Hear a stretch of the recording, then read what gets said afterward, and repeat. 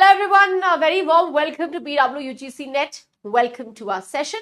आज हम करने वाले हैं lecture number 3 and we are going to move forward to epigraphy, inscriptions and all about inscriptions. तो जल्दी से session को join कर लो. 1 minute we are going to wait for everyone else to join in and then we are going to start the session. So I hope everybody is doing great and tomorrow you were able to do lot of things and classes अच्छे से समझ में आए, आपने revision कर लिया. Did you go through the class notes? Everything fine? चलो, पारुल, सफिया, कविता, मधुस्मिता, सना, प्रसाद, अमृता, ठीक है, एंड आई थिंक कुछ नेम मैंने मिस कर दिए हैं. Let me go to the आगे chat. Okay, Moni, Vijay, okay, ठीक है, Sonia. Then we have Nisha. Good afternoon. So guys, did you go through the note? Is everything fine? Last class में कोई issue है? सब clear है? किशोर, रविंद्र, सना, सोनिया, ठीक है? चलो. So कविता के लिए सब fine है. बाकी अंकिता, सुदीप्ता, तपस, all good? चलो.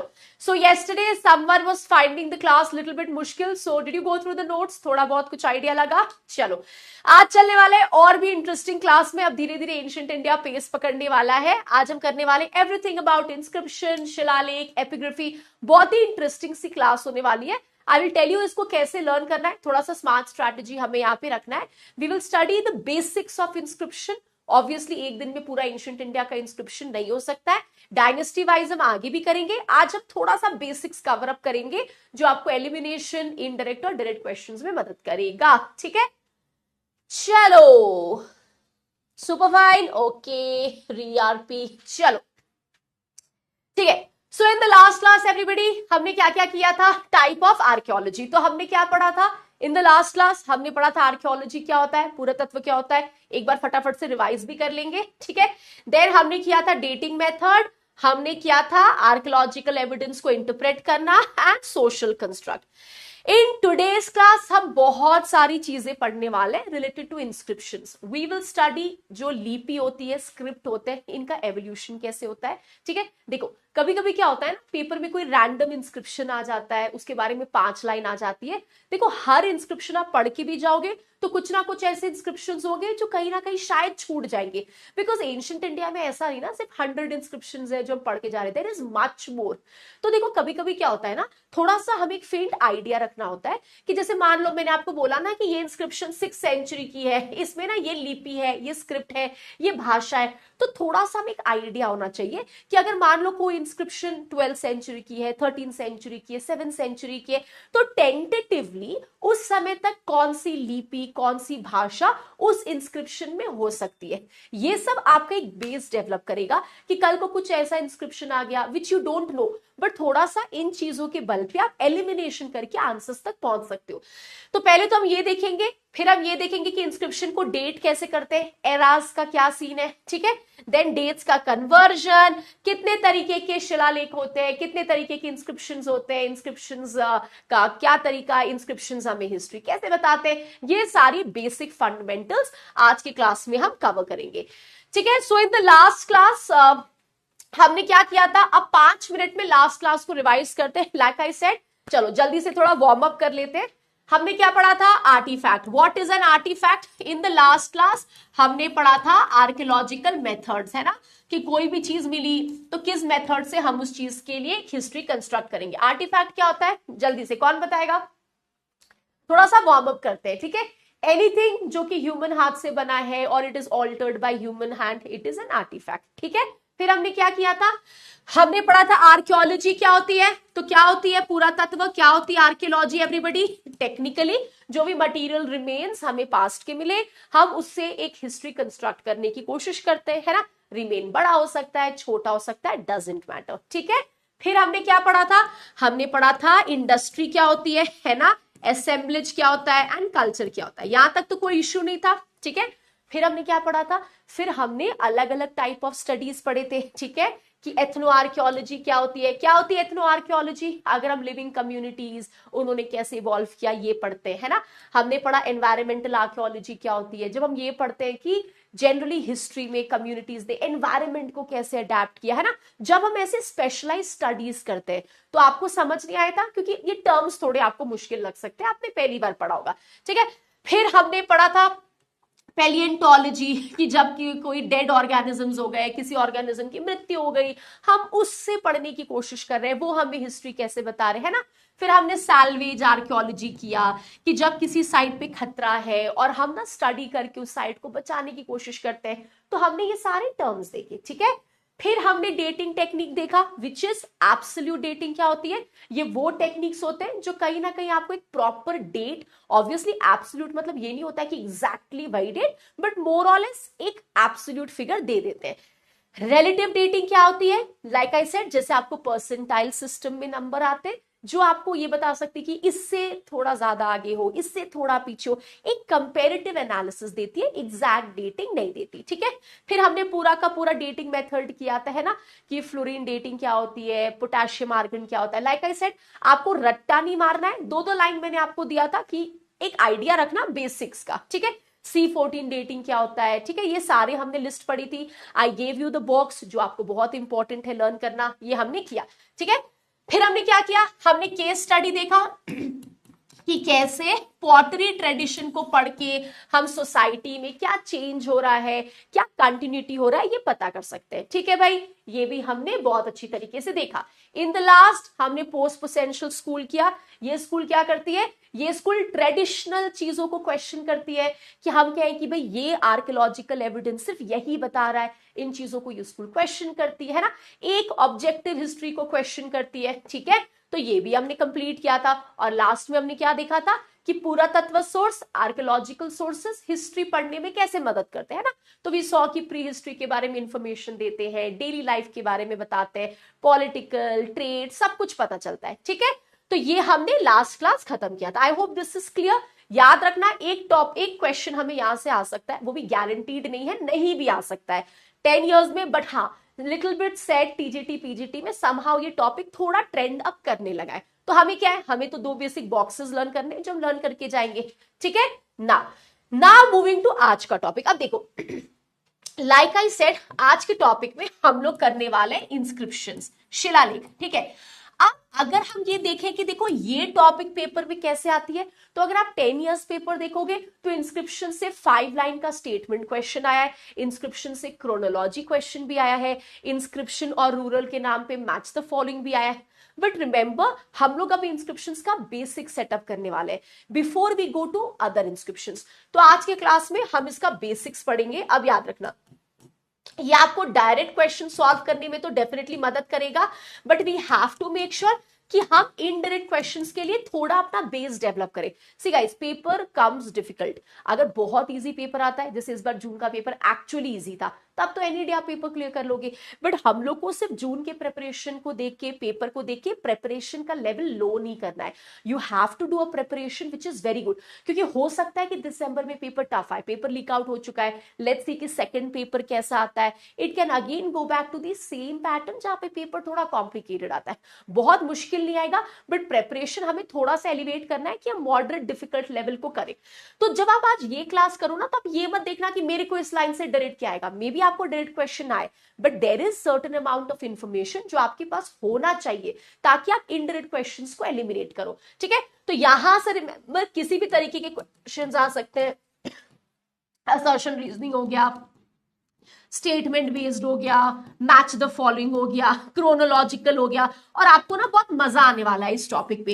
इससे क्या होगा, आपने सारे इंस्क्रिप्शंस के बेसिक्स कवर कर लिए। अब मौर्य में जाएंगे तो I give you the list of Mauryan inscription, Gupta में जाएंगे गुप्ता इंस्क्रिप्शंस, प्लस यहाँ पे कुछ जनरल इंस्क्रिप्शंस की मैं आपको लिस्ट दूंगी जहां से आपको वन लाइनर क्वेश्चन आए कि पेट डॉग्स के लिए कौन सा इंस्क्रिप्शन है, कौन सी इंस्क्रिप्शन है जो एंशिएंट थिएटर की बात करती है, कुछ बेसिक इंस्क्रिप्शंस करेंगे। But remember, this is not it, आगे की क्लासेस में पीरियड वाइज इंस्क्रिप्शंस हम करते रहेंगे, ये बेस सेटअप करने के लिए, ठीक है। चलो, यहां तक कोई भी दिक्कत है? I think everybody is all set. तो चलो शुरू करते हैं आज की क्लास। अब रिमेंबर, थोड़ा सा यहां पे मैं आपसे बीच बीच में पूछूंगी, थोड़ा सा अगर आप ध्यान दोगे तो 80% चीजें हम लोग क्लास में ही खत्म कर लेंगे, बेसिक थ्योरी, ठीक है, ताकि आपको कोई इश्यू ना हो इस पॉइंट ऑफ टाइम पे, ठीक है। चलो, also remember, keep a track of YouTube sessions. कल हमने 50 प्रीवियस ईयर्स किया था एंशिएंट इंडिया का, तो जिनको एंशिएंट इंडिया जनरली पता है, आप पहली बार नहीं कर रहे हो, एक बार वो सेशन देख लीजिए 50 क्वेश्चंस का, ठीक है। चलो, रेडी? रेडी? अब कोशिश करना, थोड़ा ध्यान देना, 1.5 घंटे, ठीक है, and try to learn 80% of the theory class में। इसमें ज्यादा फैक्ट्स नहीं है तो इसको क्लास में ही खत्म कर लेंगे, ठीक है। चल, so let's move to the second part of archaeological source. कल हमने मेथड्स पे क्लास की थी, अब चलते हैं इंस्क्रिप्शंस।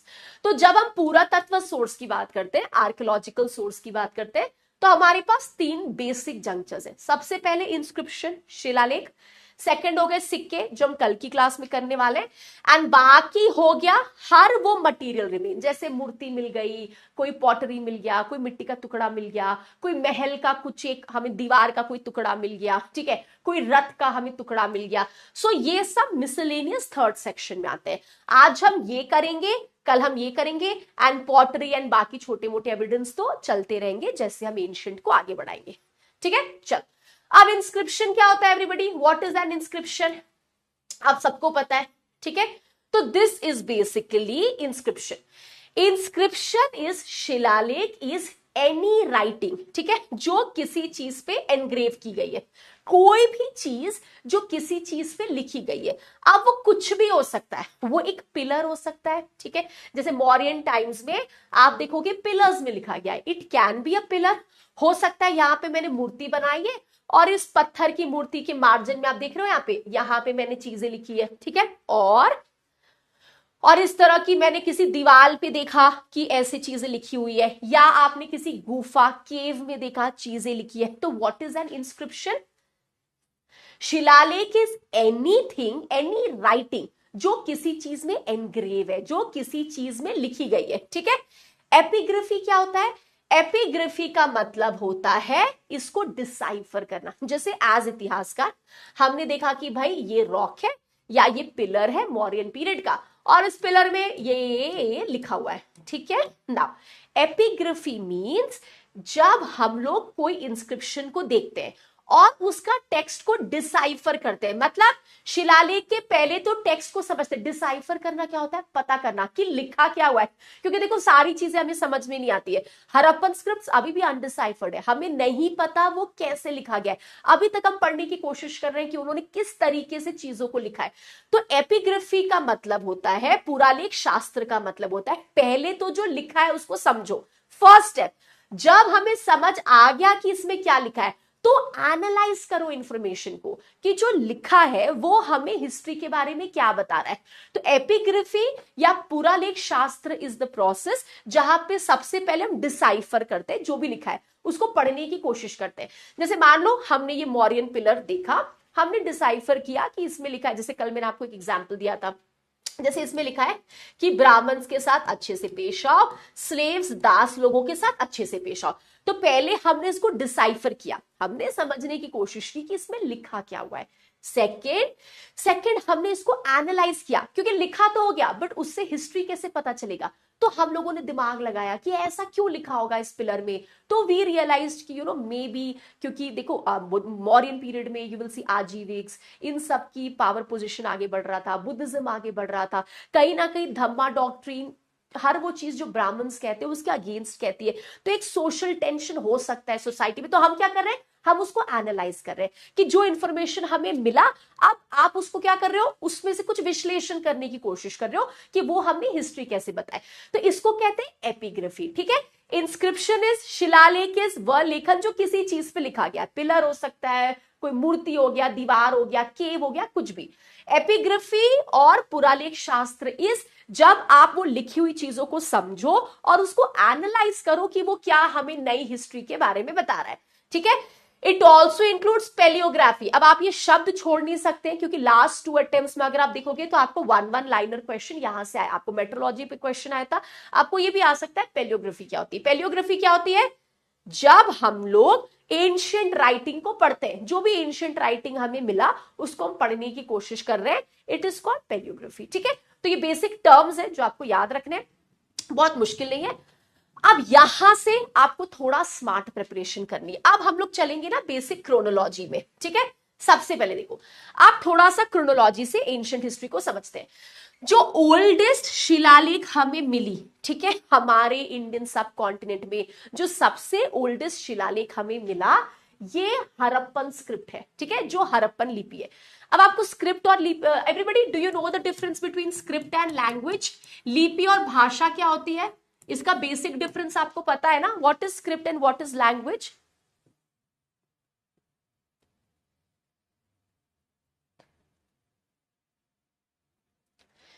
यस दीपाली, शो नहीं हो रही थी क्लास, अब ठीक है, ऑल गुड। चलो अब बताओ स्क्रिप्ट क्या होती है? देखो स्क्रिप्ट होता है लिपि, जैसे हमने किसी इंस्क्रिप्शन में कुछ लिखा है ना, तो वो स्क्रिप्ट है, हम ब्रह्मी में लिख रहे हैं, खरोष्टी में लिख रहे हैं। लैंग्वेजेस भाषा, जैसे मैं आप बात कर रहे हैं इंग्लिश में, हिंदी में, भोजपुरी में, गुजराती में, जो हम भाषा यूज करते हैं, ठीक है। अब देखो, अब यहां से आप मेरे साथ लर्न करना शुरू करो। सबसे ओल्डेस्ट शिलालेख जो हमें मिला है वो हड़प्पन स्क्रिप्ट है, ठीक है। बट क्या हम सब हड़प्पन स्क्रिप्ट को पढ़ चुके हैं? क्या हमें सब कुछ समझ आ गया? नहीं, अनडिसाइफर्ड है, अभी भी हमें नहीं पता, ठीक है। ओल्डेस्ट, सबसे पुरानी शिलालेख जो हमें मिली है, जो हम समझ चुके हैं, वो कब, किस पीरियड की है? That is late 4th century BC, वो ब्रह्मी एंड खरोष्टी में। और कौन सा पीरियड हुआ ये? मोस्टली हमारा मौर्यन पीरियड, अशोका का टाइम, जहां पे प्राकृत भाषा और ब्रह्मी लिपि का प्रयोग होता था, ठीक है। नेक्स्ट, पहला रेफरेंस, ये कुछ फैक्ट्स है, पहला डेफिनेट साहित्यिक रेफरेंस कि राइटिंग और राइटिंग के रिटन डॉक्यूमेंट्स होते थे, ये हमें मिला है बुद्धिस्ट ग्रंथों में, जातक और विनय पिटक। अब इसमें लोगों को कंफ्यूजन होता है, लोग कहते हैं कि वेद भी तो लिखा था, इसमें क्या लिखा है? इसमें लिखा है सबसे पहला डेफिनेट एविडेंस कि हाँ लिखित चीजें मिलती थी, राइटिंग का एविडेंस है, ऐसा लिखा हुआ एविडेंस हमें मिलता है बुद्धिस्ट पाली टेक्स्ट, जातक और विनय पिटक में, ठीक है।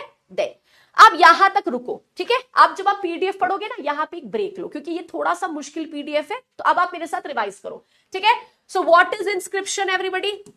बस एक एक लाइन में ना आप बताओ, आपको गलत होगा कोई प्रॉब्लम नहीं है, थोड़ा सा ये क्लास आपको मुश्किल लग सकता है, फैक्ट ज्यादा है, तो we will pause a little bit, थोड़ा सा हम रिवाइज करेंगे, फिर हम आगे बढ़ेंगे। बाय द टाइम हम 2 घंटे में क्लास खत्म करेंगे, 90% चीज आप लर्न कर चुके होंगे। बताओ व्हाट इज इंस्क्रिप्शन? हर वो चीज जो बेसिकली लिखी गई है ना, किसी भी चीज पे लिखी जा सकती है, ऐसा नहीं कि पिलरी हो, रॉकी हो, कोई भी चीज, ठीक है। फिर हमने क्या पढ़ा था? पैलियोग्राफी क्या होती है? जब हम एंशिएंट इंडिया की राइटिंग का अध्ययन करते हैं, ठीक है। एपिग्राफी क्या होती है? जब हम पढ़ने की कोशिश करते हैं इंस्क्रिप्शन में क्या लिखा है, उसको एनालाइज करते हैं, ठीक है। अब मुझे बताओ सबसे पुरानी शिलालेख कब, किस पीरियड की है? सबसे पुरानी शिलालेख कब, किस पीरियड की है? Correct. Now just give me the answer.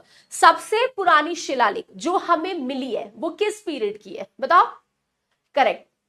गलत भी होगा तो कोई टेंशन नहीं, आप इतना टेंशन मत लो कि मैंने दूसरे के सामने गलत बोल दिया, नोबडी केयर्स, इस क्लास के बाद सब भूल भी जाएंगे। सबसे पुरानी शिलालेख जो मिली है वो किस पीरियड की है? हड़प्पा, ठीक है। सबसे पुरानी शिलालेख जो मिली है, जिसको हम डिसाइफर कर चुके हैं, जो हमें समझ में आ रही है, वो किस पीरियड की है और किस में लिखी गई है? ब्रह्मी एंड खरोष्टी में, ठीक है। मोस्टली मौर्यन पीरियड, प्राकृत भाषा, ब्रह्मी स्क्रिप्ट, ठीक है। देन सबसे पहली बार लिटरेट एविडेंस की राइटिंग है और राइटिंग के रिकॉर्ड है, ये कहां मिलता है? बुद्धिस्ट पाली टेक्स्ट, जैसे विनय पिटक एंड जातक स्टोरीज, ठीक है। ये 3 हो गया। अब चलो आगे। पाणिनि की अष्टाध्यायी, सबसे पहली बार ये जो शब्द है ना लिपि, स्क्रिप्ट, ये सबसे पहली बार हमें कहां मिलता है? पाणिनि की अष्टाध्यायी में, ठीक है। अब देखो, अब बड़ी इंटरेस्टिंग सी चीज है। देखो जब हमने ना मौर्यन स्क्रिप्ट्स को पढ़ा, उसको पढ़ने की कोशिश की, तो हमने देखा ना कि यार ये जो मौर्यन स्क्रिप्ट्स है, ठीक है, जैसे ये जो ब्रह्मी स्क्रिप्ट हम पढ़ते हैं, ब्रह्मी लिपि, जब एज इतिहासकार आप इसको मौर्यन पीरियड में पढ़ने लगे, डिसाइफर करने लगे, तो हमें रियलाइज हुआ कि यार ये ना बहुत डेवलप फॉर्म ऑफ ब्रह्मी है। डेवलप मतलब, अब बताओ क्या कोई भाषा रातों रात डेवलप कर सकती है? हर भाषा का एवोल्यूशन होता है। आज हम लोग संस्कृत बोलते हैं, आपको लगता है ये संस्कृत बिल्कुल सेम है जो वैदिक पीरियड में यूज होती थी या जिसको कालिदास ने गुप्ता पीरियड में यूज किया? नहीं, है ना। हर भाषा का विकास होता है, समय के साथ एवोल्यूशन होता है। आप लगता है जो तमिल हम यूज करते हैं और जो ओल्ड तमिल आप संगम पीरियड में यूज करते थे वो सेम है? नहीं, है ना। चीजों का विकास होता है, एवोल्यूशन होता है। जैसे कल मैंने आपको पूछा, आप क्या वो सेम पर्सन हो जो आप 10 साल 20 साल पहले थे? नहीं, है ना। आप इमोशनली इवॉल्व करते हो, फिजिकली इवॉल्व करते हो। आई डोंट थिंक आप सेम हो, मे बी आप पहले थोड़ा इमोशनल थे, थोड़ा लाइफ एक्सपीरियंसेस से आप थोड़े स्ट्रांग हो गए, तो we are not the same. Every day हमारा एवोल्यूशन होता है। पहली बार आपने नेट दिया होगा, आपको लगेगा यार पेपर 1 तो ऑन द स्पॉट कर लेंगे, पेपर 1 तो दाएं हाथ का बाएं हाथ का खेल है। वहां गए और पता चला पेपर 1 ही सबसे खराब गया, तो नाउ यू नो कि यार पेपर 1 को पढ़ के जाना पड़ता है, ऑन द स्पॉट नहीं सॉल्व कर सकते, है ना। तो पहली बार जब आप यूजीसी नेट की प्रिपरेशन कर रहे होगे, जब आप टाइम पास में पेपर दे रहे होगे मे बी, और अब जब आप यूजीसी नेट की प्रिपरेशन कर रहे हो, जब पेपर लीक हो चुका है, डबल एग्जाम हो रहा है, मूवीज पे क्वेश्चन आ रहा है, तो हमें लग रहा है कि यार थोड़ा सा पढ़ के जाना चाहिए, एक प्लान चाहिए, स्ट्रैटेजी चाहिए। तो हर चीज का एवोल्यूशन होता है। सेम वे जब हमने मौर्यन पीरियड के ब्रह्मी को डिसाइफर किया, उसको एनालिसिस किया, पढ़ना शुरू किया, तो हमें ये रियलाइज हुआ कि यार ये ना बहुत डेवलप फॉर्म ऑफ ब्रह्मी है, जो कि पॉसिबल नहीं है। इसका मतलब है इस पीरियड के पहले कहीं ना कहीं ब्रह्मी का इस्तेमाल हुआ होगा, जो स्टार्टिंग फॉर्मेट में होगी, मतलब जो धीरे धीरे ब्रह्मी हुई, प्रॉपर विकसित फ्रॉम मौर्यन पीरियड में। इसका मतलब है ऊपर ऊपर का ब्रह्मी कहीं तो अवेलेबल होगा। एंड यहीं पे एक रीसेंट एविडेंस हमें मिलता है प्री मौर्य टाइम पीरियड का। कहां से? अनुराधपुर इन श्रीलंका। यहां से हमें एविडेंस मिला, जैसे कुछ कुछ ऐसे ना पॉट हमें मिले, वहां पे कुछ छोटे छोटे इंस्क्रिप्शंस थे, वहां से हमें पता लगा कि भाई ये ब्रह्मी ही लिखी गई है, बट विकसित फॉर्म ऑफ ब्रह्मी नहीं है, स्टार्टिंग फॉर्म ऑफ ब्रह्मी है। एंड शायद उस कलश में, उस पॉट में लोगों के नाम ब्रह्मी में लिखे गए थे। तो वी रियलाइज कि प्रॉपर ब्रह्मी मौर्यन पीरियड में है, बट उसके पहले प्री मौर्य, मौर्य के पहले भी हमें ब्रह्मी का स्टार्टिंग फेज मिला है। कहां से? अनुराधपुर इन श्रीलंका। यहां तक क्लियर है? कोई भी दिक्कत है यहाँ पे? आप पीडीएफ को ऐसे ही डिवाइड करके पढ़ना, आप देखोगे बहुत आसानी से आप पीडीएफ कवर कर लोगे। ठीक है, तो यहां तक कोई इशू नहीं है। सबसे पहली बार स्क्रिप्ट शब्द कहां मिला? पाणिनि की अष्टाध्यायी। ठीक है, प्रॉपर ब्रह्मी विकसित फॉर्म कब मिला? मौर्य। क्या हमें प्री ब्रह्मी का एविडेंस मिला? हाँ। कहां से मिला? अनुराधपुर इन श्रीलंका। ठीक है, क्लियर है? अब चलो नेक्स्ट आ जाओ, कितने टाइप ऑफ स्क्रिप्ट्स होते हैं। देखो ये हम क्यों पढ़ रहे हैं, क्योंकि जब आप ब्रह्मी और खरोष्टी स्क्रिप्ट पढ़ते हो तो उसमें लिखा रहता है लोगोग्राफिक है, शब्दांत लिपि है। अब आधा टाइम लोगों को पता नहीं होता है कि ये होता क्या है। तो जब भी ना हम स्क्रिप्ट्स पढ़ते हैं, आप जब ध्यान से बहुत सारे इंस्क्रिप्शंस को देखोगे, जिस तरीके से उसमें लिखी गई है लिपियां, आप देखोगे अलग अलग तरीके का राइटिंग स्टाइल है। तो इसको 3 कहते हैं।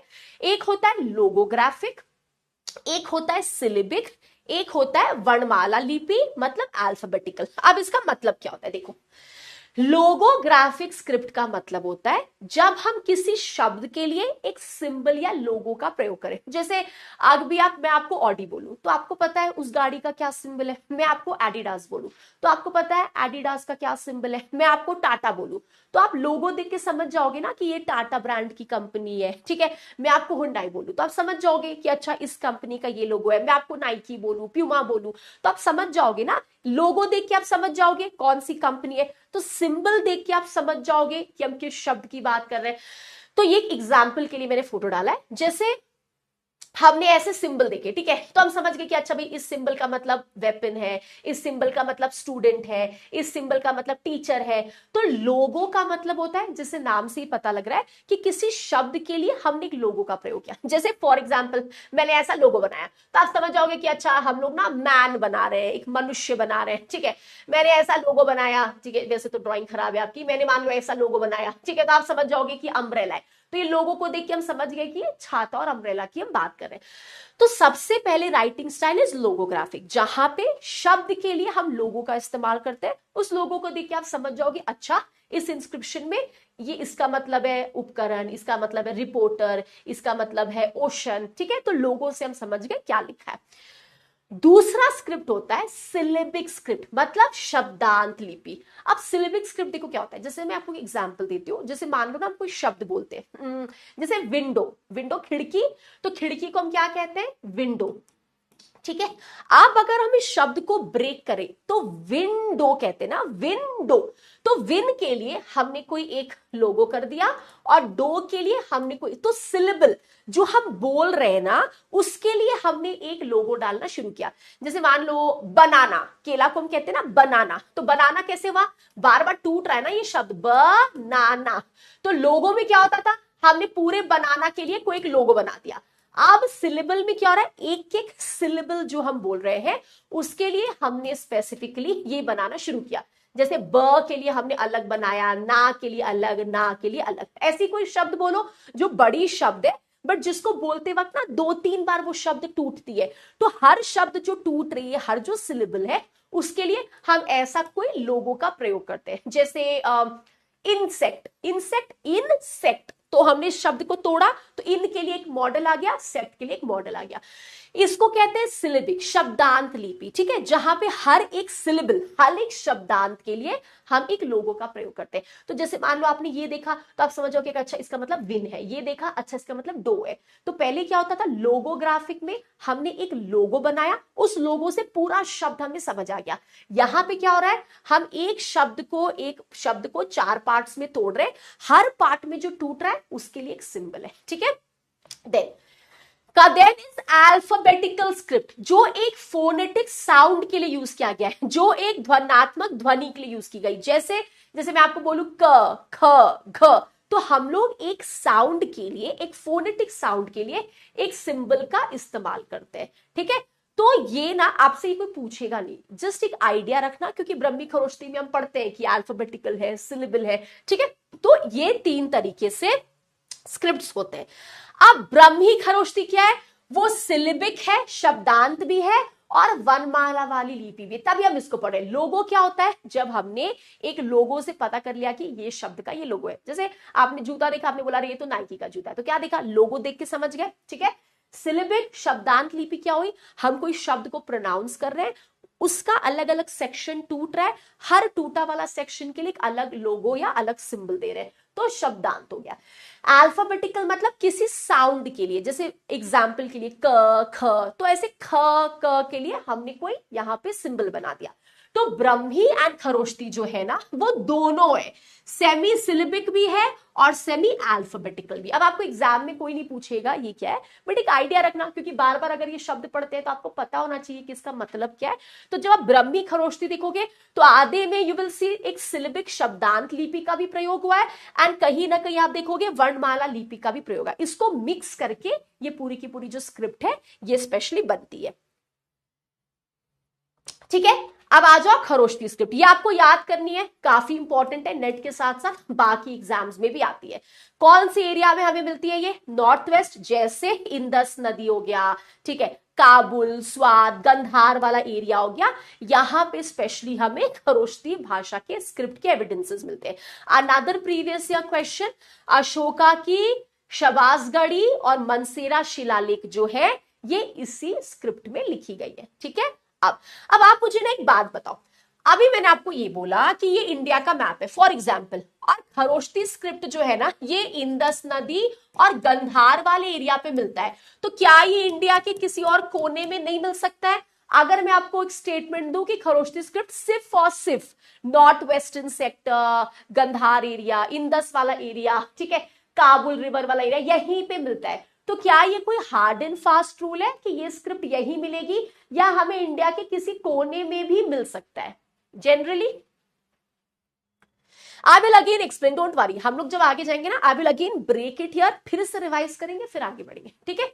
देखो एक चीज हमेशा याद रखना, हमेशा इन्फ्लुएंस होता है। आज आप हम इंडियंस हैं, बट आज आप अमेरिका जा रहे हो तो आप वहां दिवाली भी मनाते हो, अमेरिका जाके दाल चावल भी खाते हो, तो आपकी जो परंपरा है, जो कल्चर है, जो इन्फ्लुएंस है, वो आपके साथ हमेशा जाएगी जहां भी आप दुनिया में जा रहे हो। यहां पे ये स्क्रिप्ट मिलती है, बट अगर मान लो मैं यहाँ की राजा हूं और मैं बीच में नॉर्थ इंडिया में आके कुछ टाइम तक रूल कर रही हूं, तो अगर मैं कुछ स्क्रिप्ट लिखवा रही हूं तो मैं ऐसी भाषा में लिखवाऊंगी। तो जनरली ये हमें यही मिलता है इंदस और गंधार वाले रीजन में, but we also have evidence कि जैसे कुशान किंग्स इंडिया के अलग अलग एरिया में आए, इंडो ग्रीक्स इंडिया के अलग अलग एरिया में आए, तो कहीं कहीं पे ऐसे रेयर एविडेंस भी है। मैं वहां की राजा हूं, बट अगर मैं इंडिया के किसी एरिया में आ रही हूँ, नॉर्दर्न सेक्शन में आ रही हूँ, तो एक दो वहां से एविडेंस मिल सकते हैं। तो कोई हार्ड एंड फास्ट नहीं है कि सिर्फ यही मिलेगा बाकी जगह नहीं मिलेगा, ऑब्वियसली 99% वही मिलेगा, बट जनरली अगर वो राजा कहीं इधर उधर आके अपनी डायनेस्टी बनाए हैं या एक्सपेंशन कर रहे हैं, तो थोड़ा बहुत एविडेंस आपको बीच से भी मिल सकता है, ठीक है। राइट टू लिफ्ट लिखी गई है। अब सबसे इंटरेस्टिंग पार्ट क्या है कि 3rd सेंचुरी सी तक ये लिपि जो है मोर और लेस खत्म हो जाती है, ठीक है। एंड ये आपको अभी रिसेंटली पीवाईक्यू में आया था, ये कहां से आई है? तो जस्ट रिमेंबर, जो अरेमिक स्क्रिप्ट जो है ना, सेमेटिक अरेमिक स्क्रिप्ट, ये खरोष्टी स्क्रिप्ट वहां से डिराइव हुई है। मोस्टली आपको ब्रह्मी पे क्वेश्चन आता है, क्योंकि कहीं ना कहीं हर भाषा लिपि ब्रह्मी से निकली है। खरोष्टी इज वेरी सिंपल, यही 4-5 मेजर पॉइंटर्स हैं, अगर आपको याद है तो ये ठीक है। अब आ जाओ, देखो इस तरीके से लिखी जाती थी, आपको बस दिखाने के लिए, ठीक है। जैसे देखो क ख ग घ, तो ये हम डिसाइफर कर चुके हैं, ये हमें समझ आ चुका है कि इन्होंने ये क्या लिखा है, ठीक है। तो बेसिकली ये इनका लिखने का तरीका होता था। जैसे देखो क च थ था फा, इस तरीके से दे यूज्ड टू राइट, ठीक है। अब ब्रह्मी, ये हमारे लिए इंपॉर्टेंट है, अभी रिसेंटली 2023 में आपको बड़ा इजी सा क्वेश्चन यहां से आया था। अब ब्रह्मी क्या है? कहा जाता है कि most of the South Asia की स्क्रिप्ट, मोस्ट ऑफ द लिपि जो आप साउथ एशिया में देखते हो, कहीं ना कहीं ये ब्रह्मी से डिराइव्ड है, कहीं ना कहीं ये ब्रह्मी से ही निकली है, ठीक है। ब्रह्मी लेफ्ट टू राइट जो है, बाएं से दाएं लिखी जाती है, ठीक है। एंड अच्छा, अब मेरे को आप एक बात बताना, ठीक है। मैंने आपको बोला कि most of the script south Asia की ब्रह्मी से डिराइव है, तो क्या सेम टू सेम होगा? जैसे मान लो गुप्ता वाले अगर ब्रह्मी यूज करते हैं, तो क्या वो ब्रह्मी सेम होगा जैसे फॉर एग्जांपल अशोका के टाइम पे होता था, या थोड़ा बहुत आपको ब्रह्मी में डिफरेंस दिखेगा? ऑब्वियसली डिफरेंस दिखेगा, क्योंकि देखो अलग अलग डायनेस्टीज अलग तरीके से भाषा का प्रयोग करें, डिराइव हुआ है, बट चेंजेस तो होंगे ना।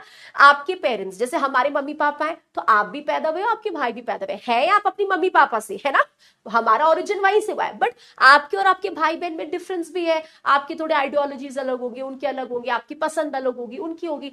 तो same way Brahmi script is said the mother of all script, क्योंकि most of the South Asian की स्क्रिप्ट ब्रह्मी से निकली, बट थोड़े बहुत चेंजेस डायनेस्टी के हिसाब से होंगे, टाइम पीरियड के हिसाब से होगा, बट निकली ब्रह्मी से, ठीक है। अब देखो this is the Brahmi script, ठीक है। सो देखो क खा ग घ ना, this is just to see obviously, च छा जा झा, तो इस तरीके से शब्दों का एवोल्यूशन। अब आई will show you basic evolution.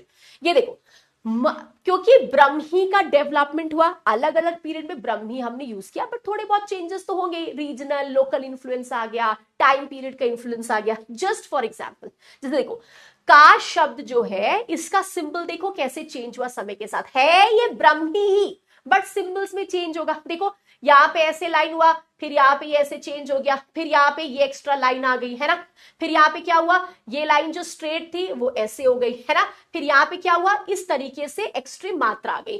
तो it is all Brahmi, but लिखने का तरीका मौर्य, शुंगा, शाका, गुप्ता, सिद्धमत्रिका में मोर और लेस चेंज होने लगा, ठीक है। तभी इट इज सेड ब्रह्मी जो है मदर ऑफ ऑल स्क्रिप्ट है, डिराइव वहीं से है, बट ऑब्वियसली डिराइव होने का मतलब नहीं कि फोटोकॉपी है और एग्जैक्टली सेम हर पीरियड में होगा, वो पॉसिबल ही नहीं है ना। सो this is how you will see the evolution. जैसे ये देखो ता का एवोल्यूशन देखो, मौर्य शुंगा पीरियड में, शाका कुषाण गुप्ता सिद्धार्थ, है सब ब्रह्मी, बट अलग अलग टाइम पीरियड का डेरिवेशन है, ठीक है। अब आपको मैं टेबल देती हूँ, देखो अब क्योंकि ब्रह्मी का इतना एवोल्यूशन हुआ है, इतने टाइम पीरियड से ब्रह्मी चल रही है, इसको बहुत क्लियर तरीके से पढ़ने के लिए डीसी सरकार कहते हैं कि देखो यार ब्रह्मी ना इतनी बड़ी भाषा है, इतना ज्यादा इन्फ्लुएंस हो रहा है, इतना ज्यादा विकास हो रहा है, तो इसको ना हम लोग अलग अलग पीरियड में डिवाइड करके पढ़ सकते हैं। कैसे? जब ब्रह्मी शुरू होगी, जब ब्रह्मी का मिडिल फेज आया, जब ये मेच्योर हुआ, विकास हुआ, तो अलग अलग फेज में इसको डिवाइड कर सकते हैं। अर्ली ब्रह्मी 3rd से 1st सेंचुरी बीसी, मिडिल ब्रह्मी 1st, इसको रटना मत, this is just to show you कि देखो हम भाषा और लिपि कहते हैं तो सालों साल तक इनका एवोल्यूशन चल रहा है। And let Brahmi 4th to 6th century time period. अब ये आपके लिए बहुत इंपॉर्टेंट है, ये अभी प्रीवियस ईयर में 1-2 साल पहले सेट एग्जाम्स में रेगुलर लिया है। देखो ये क्वेश्चन आया था, 6th सेंचुरी में गुप्ता ब्रह्मी इवॉल्व होती है इनटू अ स्क्रिप्ट जिसको हम कहते हैं सिद्धमत्रिका या कुटिला। अब मैंने आपको क्या किया है, आपके पीडीएफ में थ्योरी में चीजें दी हुई है, मैंने आपको क्लास में टेबल बना के दे दिया है, तो जब आप पढ़ोगे आप सीधा सीधा ये वाला नोट्स निकालोगे और आप टेबल से लर्न कर लोगे। एक्चुअली ये पार्ट थोड़ा मुश्किल है, बट मैंने आपको फ्लो चार्ट में ऑलरेडी दे दिया है, तो आपको कुछ नहीं करना है, आपको बस ये फ्लो चार्ट को समझ के लर्न कर लेना, दैट इज इट। और जो पूरा थ्योरी वाला पार्ट आपके नोट्स में है, इसको मैंने एक्सप्लेन करने के लिए थ्योरी दिया, आप चाहो तो उसको रीड करके स्किप कर सकते हो, सेम चीज ही लिखा है, वो डिटेल में, ये मैंने आपको बेसिक पॉइंटर्स डाल दिया है। तो थोड़ा सा स्मार्ट रहना, ये नहीं कि हम उस थ्योरी में उलझ गए, ठीक है। सो 6th सेंचुरी में गुप्ता ब्रह्मी इवॉल्व करती है इनटू सिद्धमातृका या कुटिला, ठीक है। जो मॉडर्न स्क्रिप्ट हम कहते हैं नॉर्थ इंडिया के, जो बेसिकली उत्तर भारत की आधुनिक लिपियां जो है वो सिद्धमातृका से निकली है। जो आज हम नागरी देवनागरी कहते हैं ना, उसका फॉर्मेशन अप्रोक्सीमेटली 10th सेंचुरी के टाइम पीरियड में हुआ था। फिर जैसे बंगाली जो होता है, बंगाली का इनिशियल रूप प्रो बंगाली, जिसको हम गौड़ी भी कहते हैं, ये 10th to 14th सेंचुरी के बीच में डेवलप करता है। अब याद रखना, ये एग्जैक्ट डेट्स नहीं है, ये आपको आइडिया दे रहे हैं कि देखो स्क्रिप्ट का किस टाइम पे एवोल्यूशन होता है, ठीक है। बंगाली, असमीज, उड़िया, मैथिली, ये सारी स्क्रिप्ट 14 to 15 सेंचुरी में हमें देखने को मिलती है। तो मान लो कोई इंस्क्रिप्शन आ गया 10th सेंचुरी का और वो कह रहा है कि इसमें ना मैथिली लिखा हुआ था, उड़िया लिखा हुआ था, तो यू ऑटोमेटिकली नो कि यार ये तो 14-15 सेंचुरी में आए थे, तो ऑब्वियसली वो ऑप्शन गलत है। ये थोड़ा सा आपका बेस डेवलप करेगा फॉर एलिमिनेशन क्वेश्चंस, ठीक है। और इसी टाइम पे 14-15 सेंचुरी में कश्मीर और कश्मीर के आसपास शारदा स्क्रिप्ट जो है, शारदा लिपि, इसका एवोल्यूशन हुआ। ये सब है ब्रह्मी ही, बट देखो हल्का फुल्का डायनेस्टी और रीजन के हिसाब से कैसे चेंज हो रहा है, ठीक है। अब देखो फिर से मैंने आपको क्या किया है, एक और टेबल बना के दे दिया है कि कोई टेंशन नहीं है, नोट्स में पढ़ लो, लर्न करते समय ये टेबल को करना है, 5 मिनट में आपका ये काम हो जाएगा। तो हम क्या पढ़ रहे हैं, हमने देखा कि जो ब्रह्मी है, ठीक है, ये हर script, it is called the mother of all script. क्यों? क्योंकि most of the South Asia की जो लिपियां यूज होती हैं वो कहीं ना कहीं ब्रह्मी से ही निकली है। ऑब्वियसली समय के हिसाब से, रीजन के हिसाब से मात्राएं वगैरह में चेंजेस होंगे, सेम टू सेम नहीं होगा क्योंकि विकास हो रहा है, ठीक है। फॉर एग्जाम्पल गुप्ता पीरियड में हम ब्रह्मी यूज करते थे, इसको हमने गुप्ता ब्रह्मी बोला। 6th सेंचुरी में सिद्धमातृका या कुटिला स्क्रिप्ट आई जो ब्रह्मी से निकली है। देवनागरी का टाइम पीरियड क्या है, 10th सेंचुरी। 10 to 14 सेंचुरी में ईस्टर्न स्क्रिप्ट, जिसको हम प्रोटो बंगाली, बंगाली का विकास के पहले स्टार्टिंग बंगाली, जिसको हम गौड़ी भी कहते हैं, ये 10th to 14th के बीच में इसका फॉर्मेशन हुआ। और बंगाली, असमीज, उड़िया, मैथिली, ये सारे approximately 14th to 15th century के टाइम पीरियड में फोर फ्रंट में आते हैं।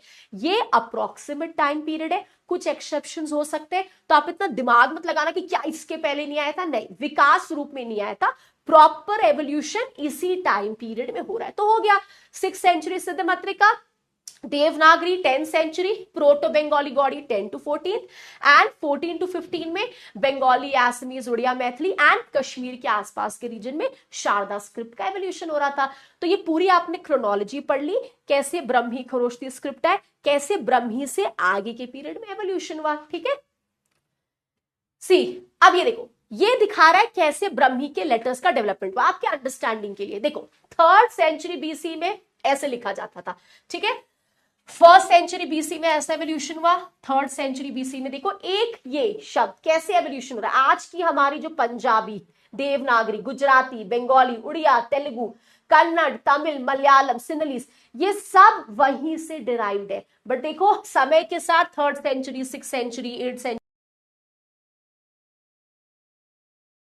10th सेंचुरी, 12th सेंचुरी, समय के साथ चीजों का एवोल्यूशन हुआ एंड डिराइव्ड है ना। So that is why it is called mother of all south Asian script, क्योंकि कहीं ना कहीं सब ब्रह्मी से डिराइव्ड है। हाउएवर समय के साथ ऑब्वियसली देखो किस तरीके से लिखावट चेंज हुआ, बेसिक्स चेंज हुए, बट डिराइव तो वहीं से हुआ है। आज आपके दादाजी परदादाजी है तो भाई हम लोग उन्हीं के वंशज ना, आप उन्हीं के फैमिली को बिलोंग करते हो। आप कितना भी मॉडर्न हो जाओ, आप कितना भी अपने फैमिली से डिफरेंट हो जाओ, ओरिजिन तो वही है। सेम यहां भी वही कॉन्सेप्ट है, ठीक है।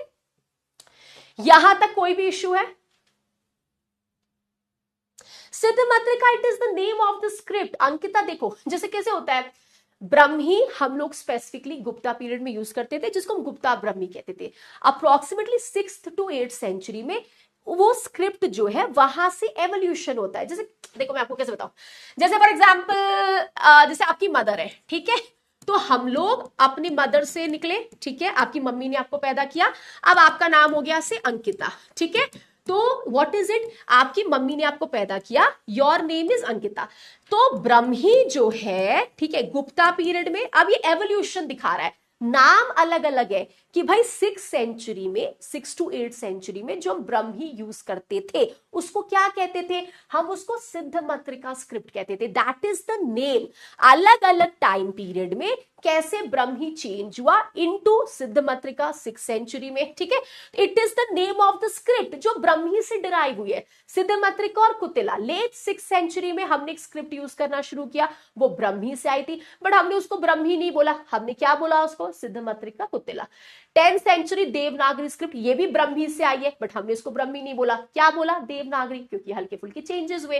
फिर 10 to 14 सेंचुरी में बंगाली गौड़ा स्क्रिप्ट हमने यूज किया, ब्रह्मी से ही डिराइव हुई है, बट हमने क्या बोला, बंगाली एंड गौड़ी स्क्रिप्ट। तो Siddhamatrika is the name of the script जो हम लेट 6 सेंचुरी में यूज करते थे, जो ब्रह्मी से डिराइव हुई है। ये सारे चेंजिंग नेम्स है। हम आज देखते हैं कि बंगाली, आसमीज, उड़िया, मैथिली यूज करते थे, बट हम ये भूल जाते हैं कि ये सब ब्रह्मी से डिराइव हुआ है, ठीक है। तो these are the changed names of Brahmi जो हम यूज करते हैं, ठीक है। Anything here everybody, is this clear? Yes Swati, वक्त के साथ बदलाव आया, I hope not that serious, ठीक है। यहां तक क्लियर है, इजी है। लाइक आई सेड, पढ़ते वक्त पीडीएफ को रीड कर लेना, ये टेबल से लर्न कर लेना, 5 मिनट में ही लर्न हो जाएगा। अब आ जाओ, अभी तो हम ब्राह्मी खरोष्टी की बात कर रहे हैं, हमने नॉर्दर्न नॉर्थ वेस्टर्न देखा, अब आ जाओ भाई साउथ में, ठीक है। अब देखो, अब यहां से गाइस थोड़ा सा आपको यहां से ना फैक्ट्स उठाना है, 1 लाइन ऑफ फैक्ट्स। आप स्टेट पीसीएस दे रहे हो, टीजीटी, पीजीटी, नेट के लिए बहुत ही कॉमनली आस्क्ड फैक्ट्स है, ठीक है। अर्लीस्ट इंस्क्रिप्शन जो हमें तमिल भाषा में मिली कुछ प्रकृत में, ये कहां पे मिला है हमें, तमिलनाडु नियर मदुराई। अभी रिसेंटली पीवाईक्यू सेट में आ रखा है। अब हम कहते हैं ना, देखो कई बार आप पढ़ते हो ना एंशिएंट इंडिया में तमिल ब्रह्मी स्क्रिप्ट है, अब इसका मतलब क्या होता है, तमिल भी बोल रहे हैं, ब्रह्मी भी बोल रहे हैं, ये बेसिक्स है। तो सबसे अर्लीस्ट शिलालेख जो हमें तमिल भाषा में मिली, ये हमें कुछ रॉक शेल्टर्स और केव्स में मिला, गुफाओं में मिला, इन तमिलनाडु एंड स्पेसिफिकली मदुराई के आसपास हमें मिला। इन लिपियों को हमने तमिल ब्रह्मी बोला। तमिल ब्रह्मी क्यों बोला, क्योंकि ब्रह्मी का एडेप्टेशन है, लिखा जा रहा है Tamil language and Brahmi script, तभी तमिल ब्रह्मी, ठीक है। ब्रह्मी स्क्रिप्ट हो गई, तमिल हमारी भाषा हो गई, तो तमिल ब्रह्मी जो हम मोस्टली मदुराई के आसपास देखते हैं। अब देखो, इरावतम माधवन जो है, ये कहते हैं कि देखो यार, अगर तुम लोग को तमिल ब्रह्मी समझना है ना, तो हम लोग को ना इसको ब्रेक करना पड़ेगा, क्योंकि बहुत बड़ा टाइम पीरियड है, एकदम से नहीं हो पाएगा। तो he says early Tamil Brahmi 2nd century to 1st century, फिर लेट तमिल ब्रह्मी का लेटर वर्जन, ठीक है, 2nd to 4th सेंचुरी। अब ये आपको याद रखना है, ये पीवाईक्यू में आता है, ठीक है। देखो, कई बार आपने पढ़ा होगा अर्ली मिडिवल टाइम पीरियड में 3 साधन लिपियां आई, that is Grantha, Tamil and Vatteluttu. कहा जाता है पहली जो ये है, ये संस्कृत लिखने के लिए यूज होती थी, एंड तमिल एंड वटेलुतु स्क्रिप्ट आपने कभी सुना होगा, ये तमिल भाषा जो है लिखने के लिए यूज होता था, ठीक है। सिंपल है, हम क्या पढ़ रहे हैं, हमने अभी खरोष्टी देख लिया नॉर्थ वेस्ट, हमने ब्रह्मी देख लिया, हमने ब्रह्मी का एवोल्यूशन देख लिया, ठीक है। अब आ जाओ तमिल। अब जब हम तमिल की बात करते हैं तो सबसे पुराना एविडेंस तमिल ब्रह्मी का हमें कहाँ मिला, मदुराई के आसपास, ठीक है। अब तमिल ब्रह्मी को पढ़ने के लिए हम इनका बहुत ज्यादा लंबा टाइम था, तो इरावतन माधवन जो है ये कहते हैं कि देखो यार ऐसा है, इसको पीरियड वाइज डिवाइड कर सकते हैं, पहला initial form of Tamil Brahmi and विकसित फॉर्म ऑफ तमिल ब्रह्मी, ठीक है। फिर 3 साउथ की स्क्रिप्ट्स थी अर्ली मिडिवल में, ग्रथ, तमिल, वटेलुतु। तो ग्रथ मोस्टली यूज होता था संस्कृत लिखने के लिए, तमिल एंड वटेलुतु यूज होता था, ठीक है, तमिल लिखने के लिए। अब कहा जाता है ये 3 स्क्रिप्ट अगेन ब्रह्मी की ही वैरायटी है, या तो ये ब्रह्मी से निकले, या तो ये कोई साउथ की स्क्रिप्ट होगी शुरुआती अर्लियर, उस स्क्रिप्ट से ये निकले, ठीक है।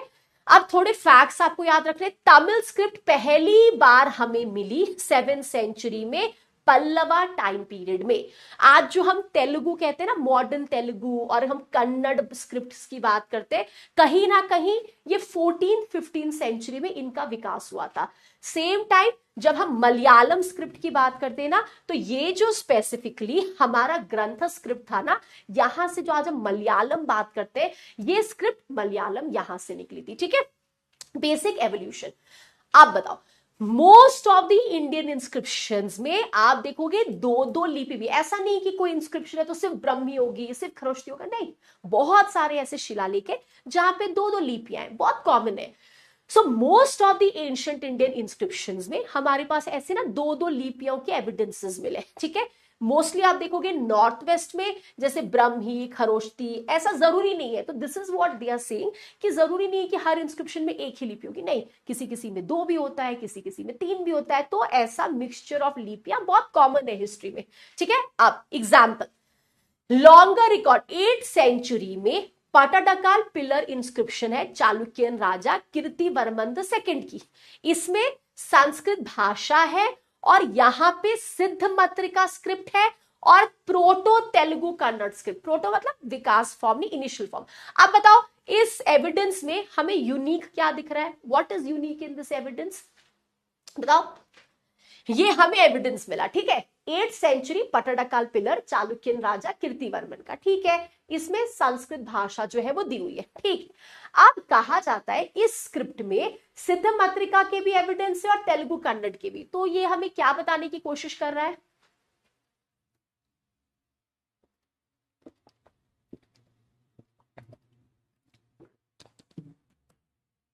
क्या बताने की कोशिश कर रहा है कि भाई देखो, इवन दो हम साउथ इंडिया स्क्रिप्ट की बात कर रहे हैं, कोई जरूरी नहीं कि साउथ इंडिया में कुछ मिला है तो साउथ इंडिया स्क्रिप्ट ही होगा, सिद्ध मातृका नॉर्दर्न स्क्रिप्ट है, तो इवन दो हम अगर मिक्स स्क्रिप्ट की बात करते हैं तो तेलुगु कन्नड़ के साथ साथ नॉर्दर्न स्क्रिप्ट भी मिल सकता है, तो ऐसा कोई रूल नहीं है कि साउथ में है तो सिर्फ तमिल ब्रह्मी मिलेगा, नहीं, आपको नॉर्दर्न स्क्रिप्ट के भी एविडेंस मिल सकते हैं, जो अगेन कम्युनिकेशन एवोल्यूशन दिखा रहा है।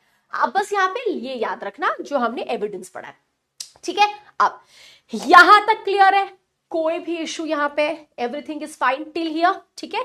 यहां पे हमने क्या पढ़ा, हमने पढ़ा कि भाई देखो एंशिएंट इंडियन इंस्क्रिप्शंस में 2 स्क्रिप्ट 3 स्क्रिप्ट बहुत कॉमन है, एग्जाम्पल के तौर पे पटाडकाल पिलर इंस्क्रिप्शन जहां पे सिद्ध मातृका नादन स्क्रिप्ट भी है, तेलुगु कन्नड़ का स्टार्टिंग स्क्रिप्ट भी है, तो ये एविडेंस हो गया, ठीक है। अब ये आपको थोड़ा सा लर्न करना है, अगेन मैंने आपको बॉक्स बना के दे दिया है, सिर्फ वो बॉक्स लर्न कर लेना, ठीक है। देखो सबसे अर्लीस्ट ब्रह्मी इंस्क्रिप्शन इंक्लूडिंग अशोका, ये हमें मिला है प्रकृत में, ठीक है। 1st सेंचुरी से 4th सेंचुरी के टाइम पीरियड में बहुत सारे इंस्क्रिप्शंस प्रकृत और संस्कृत में लिखे गए, बस आपको ना ये याद रखना है, मैंने आपको इसके बाद ना एक बॉक्स बना के दे दिया है, कुछ नहीं करना है, बस उस बॉक्स को पढ़ लेना है सब। अच्छा, this is a previous year question.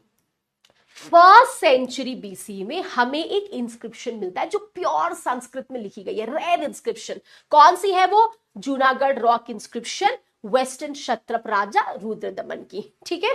Then 4th to 6th century में संस्कृत इंस्क्रिप्शन में मोस्टली आपको दिखने लगा, क्यों दिखने लगा, क्योंकि आप देखो पीरियड्स चेंज हो रहे हैं, गुप्ता पीरियड आ रहा है, गुप्ता पीरियड में क्या हुआ था, संस्कृत एक शाही भाषा हो गया था, राजा लोग संस्कृत उपयोग करते थे, जो मिनिस्टर्स हो गए या बेसिकली जो लो लेवल के लोग हो गए गुप्ता में, वो लोग प्राकृत यूज करते थे, तो Sanskrit, Gupta was the first people जो सिक्कों में भी संस्कृत लिखने लगे, शिलालेख में संस्कृत लिखा रहा है, तो 4th to 6th सेंचुरी में हर इंस्क्रिप्शन में संस्कृत लिखना शुरू हो गया, संस्कृत शाही रॉयल भाषा के साथ एसोसिएट होने लगा।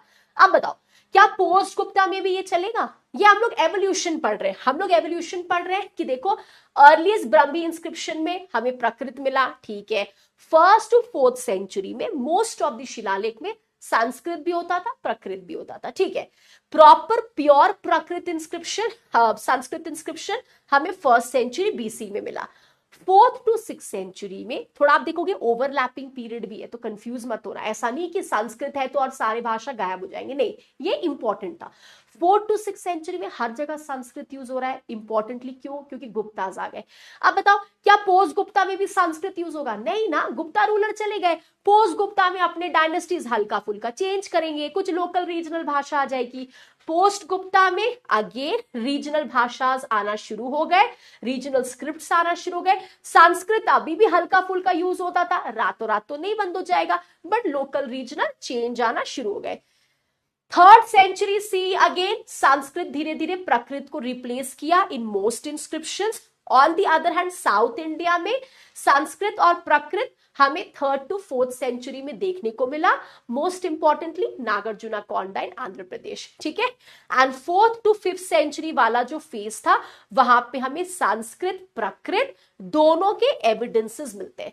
ये हर कुछ जो आपने पढ़ा है मैंने आपको ये टेबल बना दिया है, तो आपको कुछ नहीं करना है। पहली बार आप एक बार थ्योरी रीड कर लेना, उसी थ्योरी का मैंने आपको टेबल बना दिया है ताकि आपको डेट्स में प्रॉब्लम ना हो। ये क्या दिखा रहा है, ये ना एवोल्यूशन दिखा रहा है। थोड़ा सा आपको पता भी होना चाहिए कि कल को पेपर में आ जाए तो 99% लोग गलत करेंगे। We will cover everything and go, ठीक है। First century BC pure Sanskrit शिलालेख का एविडेंस मिला, कौन सा, रुद्र दमन का शिलालेख, ठीक है। 1st से 4th सेंचुरी नॉर्थ इंडिया में संस्कृत और प्राकृत के एविडेंस मिले, ठीक है, इजी। देन 3rd सेंचुरी के एंड में संस्कृत धीरे धीरे प्राकृत को रिप्लेस करने लगा शिलालेख में, ठीक है। 3rd and 4th century CE में साउथ इंडिया में संस्कृत प्राकृत हमें देखने को मिला, ठीक है। 4th से 5th सेंचुरी नॉर्थ इंडिया में संस्कृत और प्राकृत हमें इंस्क्रिप्शन में मिला। And 4th to 6th century approximately most of the Indian areas में हमें संस्कृत देखने को मिला। तो this is just giving you a little bit example कि अगर हम सारे इंस्क्रिप्शंस के टाइम पीरियड का एनालिसिस करें तो मोर और लेस इस तरीके से एक बेसिक एवोल्यूशन जो है वो हुआ है। तो आपको बस क्या करना है, इसको एक बार रीड करके ना दिमाग में रख लेना है कि अच्छा भाई लेट 3rd 4th सेंचुरी में ना संस्कृत प्राकृत शिलालेख में यूज होता था, 4th 5th में approximately Sanskrit Prakrit north India में, ये साउथ इंडिया में, बस एक आइडिया रख लेना, इसको स्किप मत करना, ठीक है। देन साउथ इंडिया में ओल्ड तमिल भाषा के हमें कुछ इंस्क्रिप्शंस मिले 2nd सेंचुरी बीसी के। तमिल बहुत इंपॉर्टेंट लैंग्वेज हो गया पल्लवा डायनेस्टी के अंदर। There are certain examples Pallava शिलालेख में जहां पे हमें तमिल और संस्कृत के एविडेंसेस 7th सेंचुरी से मिलने लगे। अब ये बड़ा इंटरेस्टिंग था, जहां पे आपको संस्कृत और तमिल दोनों मिल रहा था उसमें लिखने का तरीका बड़ा इंटरेस्टिंग था। जैसे मान लो मैंने ना कोई इंस्क्रिप्शन लिखा, अब मान लो मैं किसी भगवान को इन्वोक कर रही हूं कि मैं ये इंस्क्रिप्शन गरुड़ भगवान को डेडिकेट कर रही हूं, या मैंने ना कोई अपनी फैमिली हिस्ट्री बता दी, या मैंने ना कोई कंक्लूडिंग वर्ड्स कि अच्छा एंड में ऐसे कंक्लूड हुआ, ये राजा बने, ऐसे कुछ लिखा, ये सब संस्कृत में होता था। और मान लो हमने कुछ लैंड ग्रांट्स दिया या हमने कुछ ग्रांट जनरली दिया, ये सब तमिल में होता था। तो most of the inscription south में जो तमिल संस्कृत में होते थे उसमें ये बेसिकली हमारा लिखने का तरीका था। Very important previous year, Chola and Pandya dynasties भी तमिल और संस्कृत शिलालेख इशू करते थे, ठीक है। इसके अलावा आप देखोगे बहुत सारे साउथ इंडिया में ऐसे तमिल शिलालेख के एविडेंसेस हमें देखने को मिले। Earliest Kannada inscription 6th-7th century के टाइम पीरियड में हमें मिला। Also you will see Karnataka में बहुत सारे ना ऐसे लैंड ग्रांट शुरू हो गए जो कॉमन लोग भी दे रहे थे और ये सब कन्नड़ भाषा में मिलना शुरू हो गया। एविडेंस के तौर पे संस्कृत कन्नड़ शिलालेख हमें मिली 12th सेंचुरी इंस्क्रिप्शन, ये हमें मिला कुरगोड़ में जो कर्नाटका में। इसमें संस्कृत भी लिखा है, प्राकृत भी लिखा है और कन्नड़ भी लिखा है, ठीक है। 6th सेंचुरी में चोला रूलर्स के टाइम पीरियड में तेलुगु भाषा जो है ये इंस्क्रिप्शंस में यूज होना शुरू हो गया। तो बस आपको यही याद रखना है। मलयालम शिलालेख 15th सेंचुरी के टाइम पीरियड में आए, ठीक है। उसके अलावा उड़िया एज वी से, जो हम मराठी बात करते हैं, उड़िया बात करते हैं, अप्रोक्सीमेटली 11th सेंचुरी में ये स्पेसिफिकली आए। और आज जो हम हिंदी यूज करते हैं एमपी में इसका एविडेंस 13th सेंचुरी में मिलता है। और जो हम गुजराती की बात करते हैं 15th सेंचुरी में हमें गुजराती के एविडेंसेस मिलते हैं। यहां तक थोड़ा सा आपको मुश्किल लग सकता है, बट अगेन मैंने फिर से आपके लिए टेबल बना दी है तो कोई टेंशन की बात नहीं है। 2nd century BC Tamil Brahmi के evidence, late 6th-7th century earliest Kannada inscription के एविडेंस, ठीक है। Malayalam inscriptions 15th century, Marathi Odia 11th century, Gujarati के एविडेंस अप्रोक्सीमेटली कब तक मिले 15th century, and proper Hindi जो हम यूज करते हैं सबसे इनिशियल एविडेंस एमपी में मिला 13th सेंचुरी ऑनवर्ड्स हो गया। तो आपको क्या करना है, थ्योरी रीड कर लेना। लर्न करते समय मैंने आपको सबका टेबल दे दिया है क्योंकि यही थोड़ा मुश्किल पार्ट है कि एवोल्यूशन कैसे लर्न होगा। सिंपल ये वाला नोट्स निकालना और इसको 3-4 बार पढ़ लेना। इसमें आपने क्या किया, आपने भाषा का एवोल्यूशन भी पढ़ लिया, आपने लिपियों का एवोल्यूशन भी पढ़ लिया, और ये 3 टेबल जो मैंने आपको दिया इससे आप 10 मिनट में लर्न कर लोगे, ठीक है। तो कोई यहाँ पे टेंशन नहीं है, यहां तक कोई भी इश्यू है। अब इसके बाद इजी पार्ट है, जितना आपका दिमाग लगना था, जितना आपको टॉर्चर होना था, अब यहां तक खत्म है। Then now it's the easier part, जो आपको मजा आएगा। Is it anything here?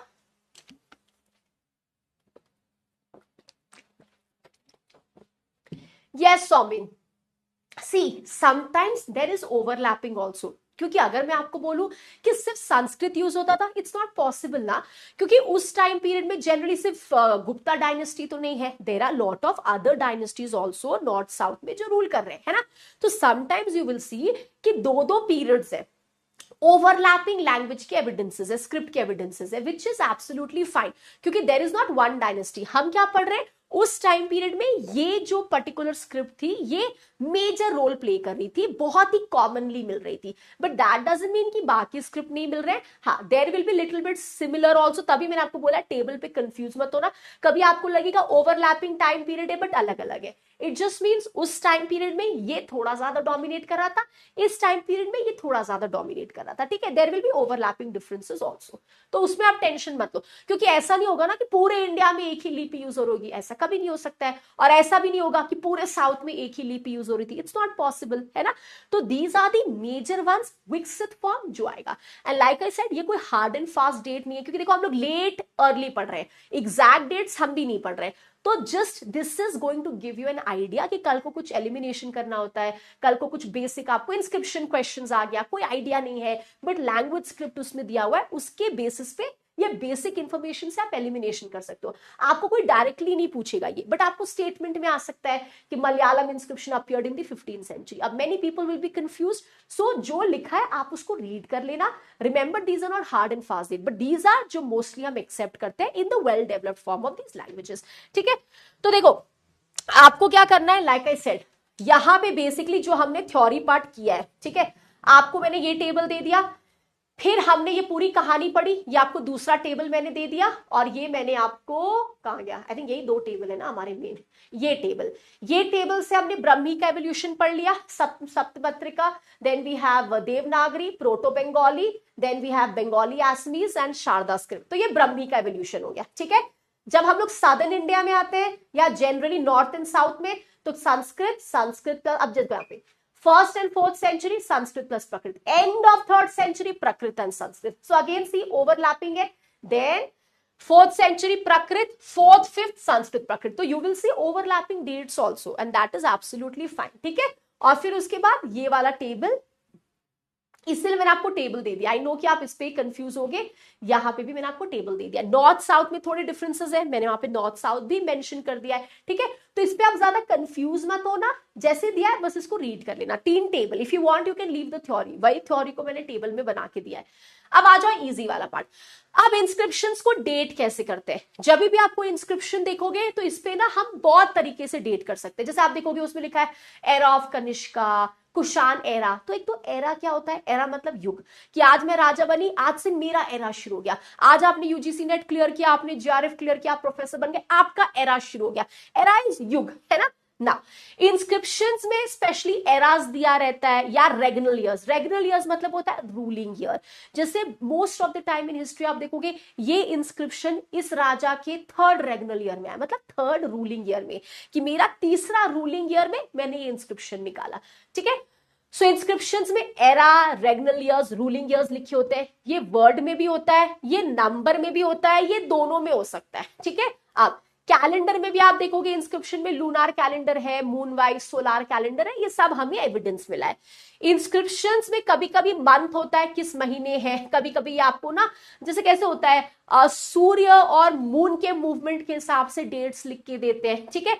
Also proper तरीका जहां पे हम ईयर लिखना शुरू किए, डे लिखना शुरू किए, ये 2nd सेंचुरी बीसी के टाइम पीरियड से शुरू होता है, ठीक है। अब बड़ी इंटरेस्टिंग है, कुछ लेटर इंस्क्रिप्शंस ना क्रोनोग्राम्स के एविडेंस देते हैं। क्रोनोग्राम्स क्या होता है, देखो एक तो होता है कि हमने नंबर लिख दिया, हमने कोई वर्ड लिख दिया, हमने एरा वेरा यूज कर लिया।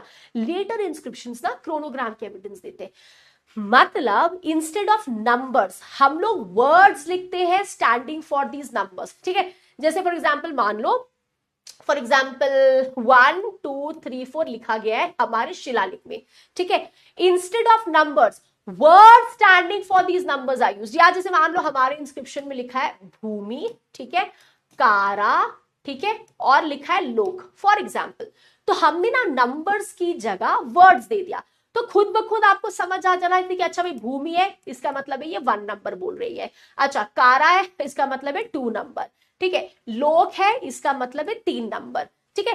सो this is very very important. तो मान लो मेरे इंस्क्रिप्शन में लिखा है कारा वेदा भूमि, तो कारा क्या हो गया हमारा स्पेसिफिकली, व्हाट इज कार वेद भूमि, सो भूमि का मतलब हो गया 1, कार का मतलब हो गया 2, ठीक है, सॉरी एंड ओके, भूमि का मतलब हमारा हो गया 1, देन वी हैव कार का मतलब विच इज 2 एंड वेद का मतलब हो गया हमारा 4, ठीक है।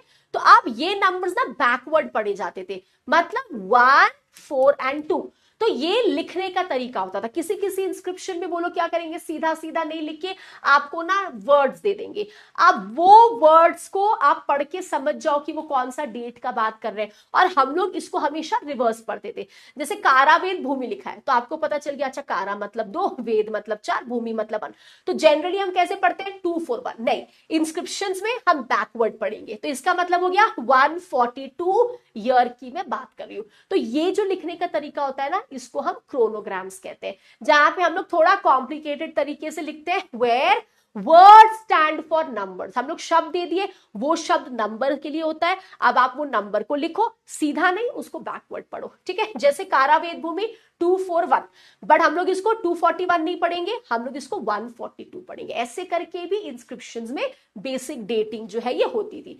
अब ये आपको याद रखना है, पेपर में आता है एरा, ठीक है, मोस्ट ऑफ द इंस्क्रिप्शंस में लिखा रहता है विक्रम एरा, ये basically Gupta era, Kollam era. अब ये एरा का मतलब क्या होता है, कौन सा टाइम पीरियड का हम बात कर रहे हैं। विक्रम एरा 58 BC, ये तो आपको एनईडी याद रखना है।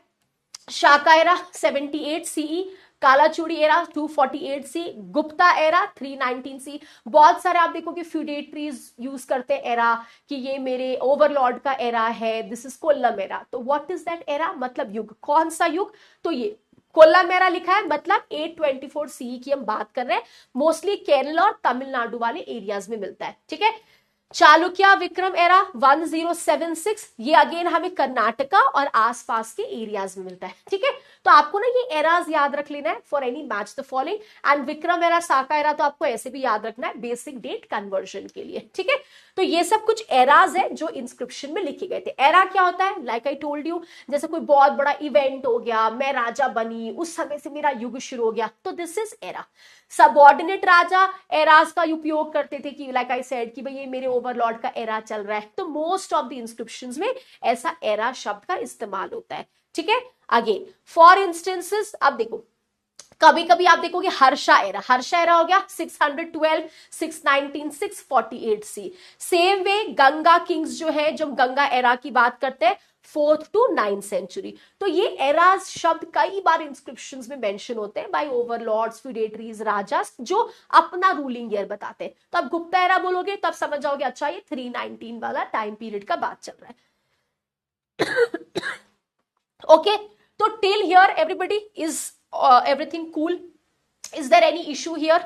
अब अभी तक हमने क्या पढ़ा है और आप इसको कैसे पढ़ोगे, सबसे पहले द बेसिक्स, ठीक है, कि इंस्क्रिप्शन क्या होता है, ठीक है, एपिग्राफी क्या होती है, पेलियोग्राफी क्या होती है, बेसिक्स, ठीक है। Then draw a line in the PDF, 2 बार 3 बार 4 बार इसको पढ़ लिया। अब हम आगे बढ़ेंगे, आगे बढ़ के हम क्या करेंगे, सबसे पहले we will be moving forward, तो आप ये पढ़ना कि ब्राह्मी स्क्रिप्ट क्या होती है, ठीक है, एंड खरोष्टी स्क्रिप्ट क्या होती है, बहुत अच्छे से डिटेल में, ठीक है, कहाँ मिलता है, राइट टू लेफ्ट है, ये हमने डिटेल में कर दिया। फिर हम आगे बढ़े, हमने क्या कि ब्रह्मी का एवोल्यूशन कैसे हुआ, फिर आप ये करोगे, ठीक है। तो पूरा हमने एवोल्यूशन पढ़ा, सिद्धमातृका 6th सेंचुरी, देवनागरी, ठीक है, then you will move forward and then you will do Bengali, Maithili, Kashmir, Sharada script, ये हो गया। फिर हम लोग यहां से आगे बढ़ेंगे, फिर हम लोग आएंगे साउथ इंडिया में, ठीक है। फिर आप देखोगे तमिल का बेसिक एवोल्यूशन कैसे हुआ, ठीक है, तमिल ब्रह्मी का कॉन्सेप्ट क्या है, ठीक है, कौन से हमारे स्क्रिप्ट यहां से डिराइव हुए एंड इनका बेसिक एवोल्यूशन, जो भी मैंने आपको चार्ट दिया था बेसिक, हम यहाँ पे इसका एवोल्यूशन खत्म कर देंगे। ठीक है, तो थोड़ा सा जब ये हो जाए 2-3 बार, आई सेड आप थ्योरी स्किप मार दो, सीधा सीधा जो मैंने आपको टेबल दिया उसी को पढ़ लो, मोर देन इनफ है। डायरेक्ट नहीं आएगा, इनडायरेक्ट के लिए टेबल में लिखा हुआ है। 2-3 बार आपने पढ़ा, और जो एग्जाम्पल्स मैंने आपको दिया है कि 2 स्क्रिप्ट है तो कहाँ है, तो मैंने आपको एग्जाम्पल दिया है। 2 लैंग्वेज है कहाँ है, तो मैंने आपको एक एग्जाम्पल दिया है। तो मेक श्योर कि आप इनका 1 लाइनर एग्जाम्पल्स जो है इसको बहुत अच्छी तरीके से यहाँ पे कवर कर रहे हैं। ठीक है, फिर जब ये हो जाए तब आ जाओ डेटिंग द इंस्क्रिप्शंस। बहुत सिंपल है, 1 लाइन का है ये। ठीक है, ये कर लो, फिर एरास का जो कॉन्सेप्ट है ये लर्न कर लो। तो ऐसे पीडीएफ को मल्टीपल सेक्शंस में डिवाइड करके चलिएगा। 2 बार 3 बार पढ़ना, सबसे मुश्किल यही है, बट आप टेबल पढ़ लेना। If you want you can skip the theory, क्योंकि सेम ही है, टेबल में इजियर तरीके से दिया हुआ है। Now see how to convert ancient dates into modern ones. अब बहुत सिंपल सी फॉर्मेट है। For a date in era जो बीसीई में शुरू होता है, सबट्रैक्ट उससे आपको इनिशियल बीसीई माइनस करनी। 1 लाइन की फॉर्मूला याद रखना, पीवाईक्यू में आ रखा है। ठीक है, फॉर एन एरा जो कि सीई में शुरू होता है, आपको इसमें सीई वाली डेट जो है ये ऐड करनी है बस। ठीक है, for a date for an era जो बीसी में शुरू होती है, आपको ओरिजिनल बीसी माइनस करनी है। सीई में जो एरा शुरू होती है उसमें इनिशियल एरा ऐड कर दो। फॉर एग्जाम्पल, ठीक है, हमारे पास है 179 ऑफ विक्रम एरा। तो अभी मैंने आपको बोला था एरा लर्न करना है, क्योंकि एग्जाम में आपको विक्रम एरा दिया जाएगा। एग्जैक्ट क्या एरा होता है ये आपको पता होना चाहिए, तो जो एरा की लिस्ट है वो आपको लर्न करनी है। ठीक है, देखो ईयर 179 ऑफ विक्रम एरा, तो हमें पता है कि विक्रम एरा कब शुरू होता है, तो वी नो 58, वेरी इंपॉर्टेंटली। ठीक है, अब हमें क्या करनी है, हमने अभी क्या पढ़ा था, फॉर अ डेट जो बीसीई में शुरू होती है उसमें से इनिशियल बीसी माइनस कर दो। तो 179 ऑफ विक्रम एरा, तो हम क्या करेंगे 179 माइनस 58 कर देंगे, तो आ जाएगा 121 सीई। बट अब मैं आपको बोलूं कि 179 ऑफ शाका एरा, तो फॉर अ ईयर जो सीई में शुरू होती है उसमें हम लोग ऐड कर देंगे। तो शाका एरा क्या होता है 78 सीई, है ना, और सीई में हम क्या करेंगे ऐड।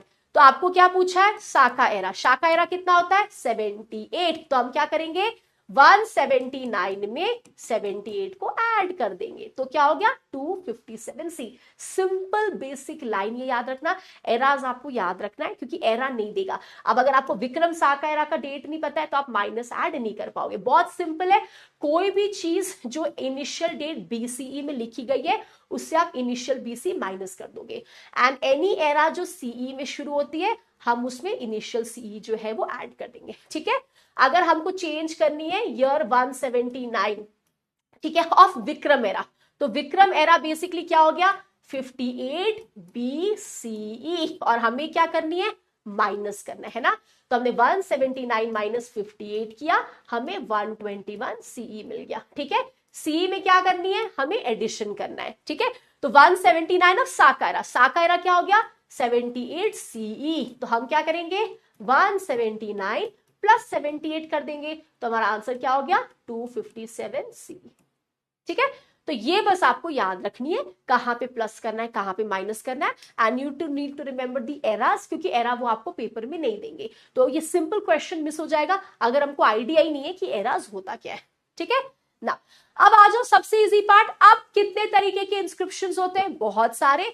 सबसे पहले तो देखो ऑफिशियल रिकॉर्ड इंस्क्रिप्शंस जो हमारे रूलर्स ने भेज दिया। ठीक है, जैसे गुप्ता रूलर्स बता रहे हैं कि भाई हमने ना लैंड ग्रांट्स दिया। मौर्यन रूलर्स कह रहे हैं कि भाई हमने ना धम्मा का प्रचार किया। ठीक है, तो 1 इज ऑफिशियल रिकॉर्ड, वो इंस्क्रिप्शंस को पढ़ के वो रूलर की ऑफिशियल पॉलिसीज के बारे में हमें पता लगता है।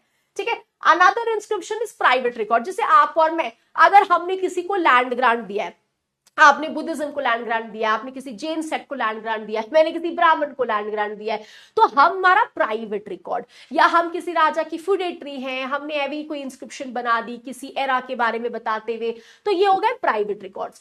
एक होता है डोनेटिव, दान इंस्क्रिप्शन, कि भाई आपने देखा होगा मंदिरों में मोस्ट ऑफ द टाइम कि ये जो मूर्ति है ये इन लोगों ने डोनेट किया है ना, कई बार आप देखते होंगे, या ये जो रेलिंग है ये इन्होंने डोनेट किया है, ये जो आसन है ये इन्होंने डोनेट किया है। तो कुछ होते हैं डोनेटिव इंस्क्रिप्शन कि भाई हमने कोई केव डोनेट कर दिया, तो हमने उस शिलालेख में लिखा कि भाई हमने एज अ रूलर ये केव बुद्ध सेक्ट को दे दिया, तो डोनेटिव कि डोनेट कर रहे, दान कर रहे। कुछ इंस्क्रिप्शंस होते हैं डेडिकेटिव। डेडिकेटिव मतलब जैसे आज आप नेट क्लियर करते हो तो आप बोलोगे कि मैं अपना सारा जो सक्सेस है वो डेडिकेट करना चाहती हूँ अपने पेरेंट्स को, टू गॉड। तो डेडिकेट, हमने ये स्पेसिफिकली जो पूरा का पूरा इंस्क्रिप्शन है ये समर्पित कर दिया। जैसे मैं ये इंस्क्रिप्शन डेडिकेट करती हूँ to Vishnu ji, to sun god. तो most of the inscriptions in ancient India starting में किसी भगवान को डेडिकेट होते हैं, मोस्ट ऑफ द रूलर्स ऐसा करते हैं। तो ये हो गया डेडिकेटिव, समर्पित। कुछ इंस्क्रिप्शंस हो गया कोमेमोरेटिव, मतलब स्मरणीय, कि भाई मैं आज आपने जीआरएफ क्लियर किया, आपकी नौकरी लगी, तो हम इस मोमेंट को ना इतिहास में जिंदा रखना चाहते हैं, तो ये मोमेंट को हम कोमेमोरेट करेंगे। ठीक है, जैसे आप बुद्धा से मिलने जा रहे हो तो आपको लग रहा है बुद्धा से मिलने जा रहे हो, ये तो स्वर्ण अक्षरों में होनी चाहिए। तो ऐसे इवेंट्स जो कि लॉन्ग लास्टिंग हो, जो आप चाहते हैं कि इतिहास रिमेंबर करे, रेयर इवेंट्स, इसको हम कोमेमोरेटिव इंस्क्रिप्शंस कहते हैं कि भाई देखो ये इंस्क्रिप्शन उन एरियाज को कोमेमोरेट कर रहा है, उन एरियाज को स्मरण कर रहा है, उन इवेंट्स की स्मरण कर रहा है जो लाइफ लॉन्ग आप चाहते हो कि जिंदा रहे, स्वर्ण अक्षर में रहे। तो इंस्क्रिप्शन ऐसे अलग अलग तरीके के होते हैं। अब आ जाओ royal land grants. Land grants कि भाई आप लैंड किसी को ग्रांट में दे रहे हो, सबसे पहली बार लिखित एविडेंस की लैंड ग्रांट्स मिलता था गोस टू लेटर वैदिक पीरियड। ऐत्र ब्राह्मण टेक्स्ट कहती है सबसे पहला लिटरेरी साहित्यिक एविडेंस कि लैंड ग्रांट्स मिलता था गोस टू लेटर वैदिक। लोग सतवाहनास कहते हैं बट वो इंस्क्रिप्शनल एविडेंस था, रिटन एविडेंस लेटर वैदिक पीरियड का है। One of the most important category of शिलालेख इज डोनेटिव, एंड आपको कई बार आता है copper plates. Most of the copper plates हमें एविडेंस देते हैं लैंड ग्रांट्स के बारे में। मोस्ट कॉपर प्लेट में लिखा रहता है कि हमने ये लैंड इसको ग्रांट में दिया, ये सारी चीजें कॉपर प्लेट में रहती है।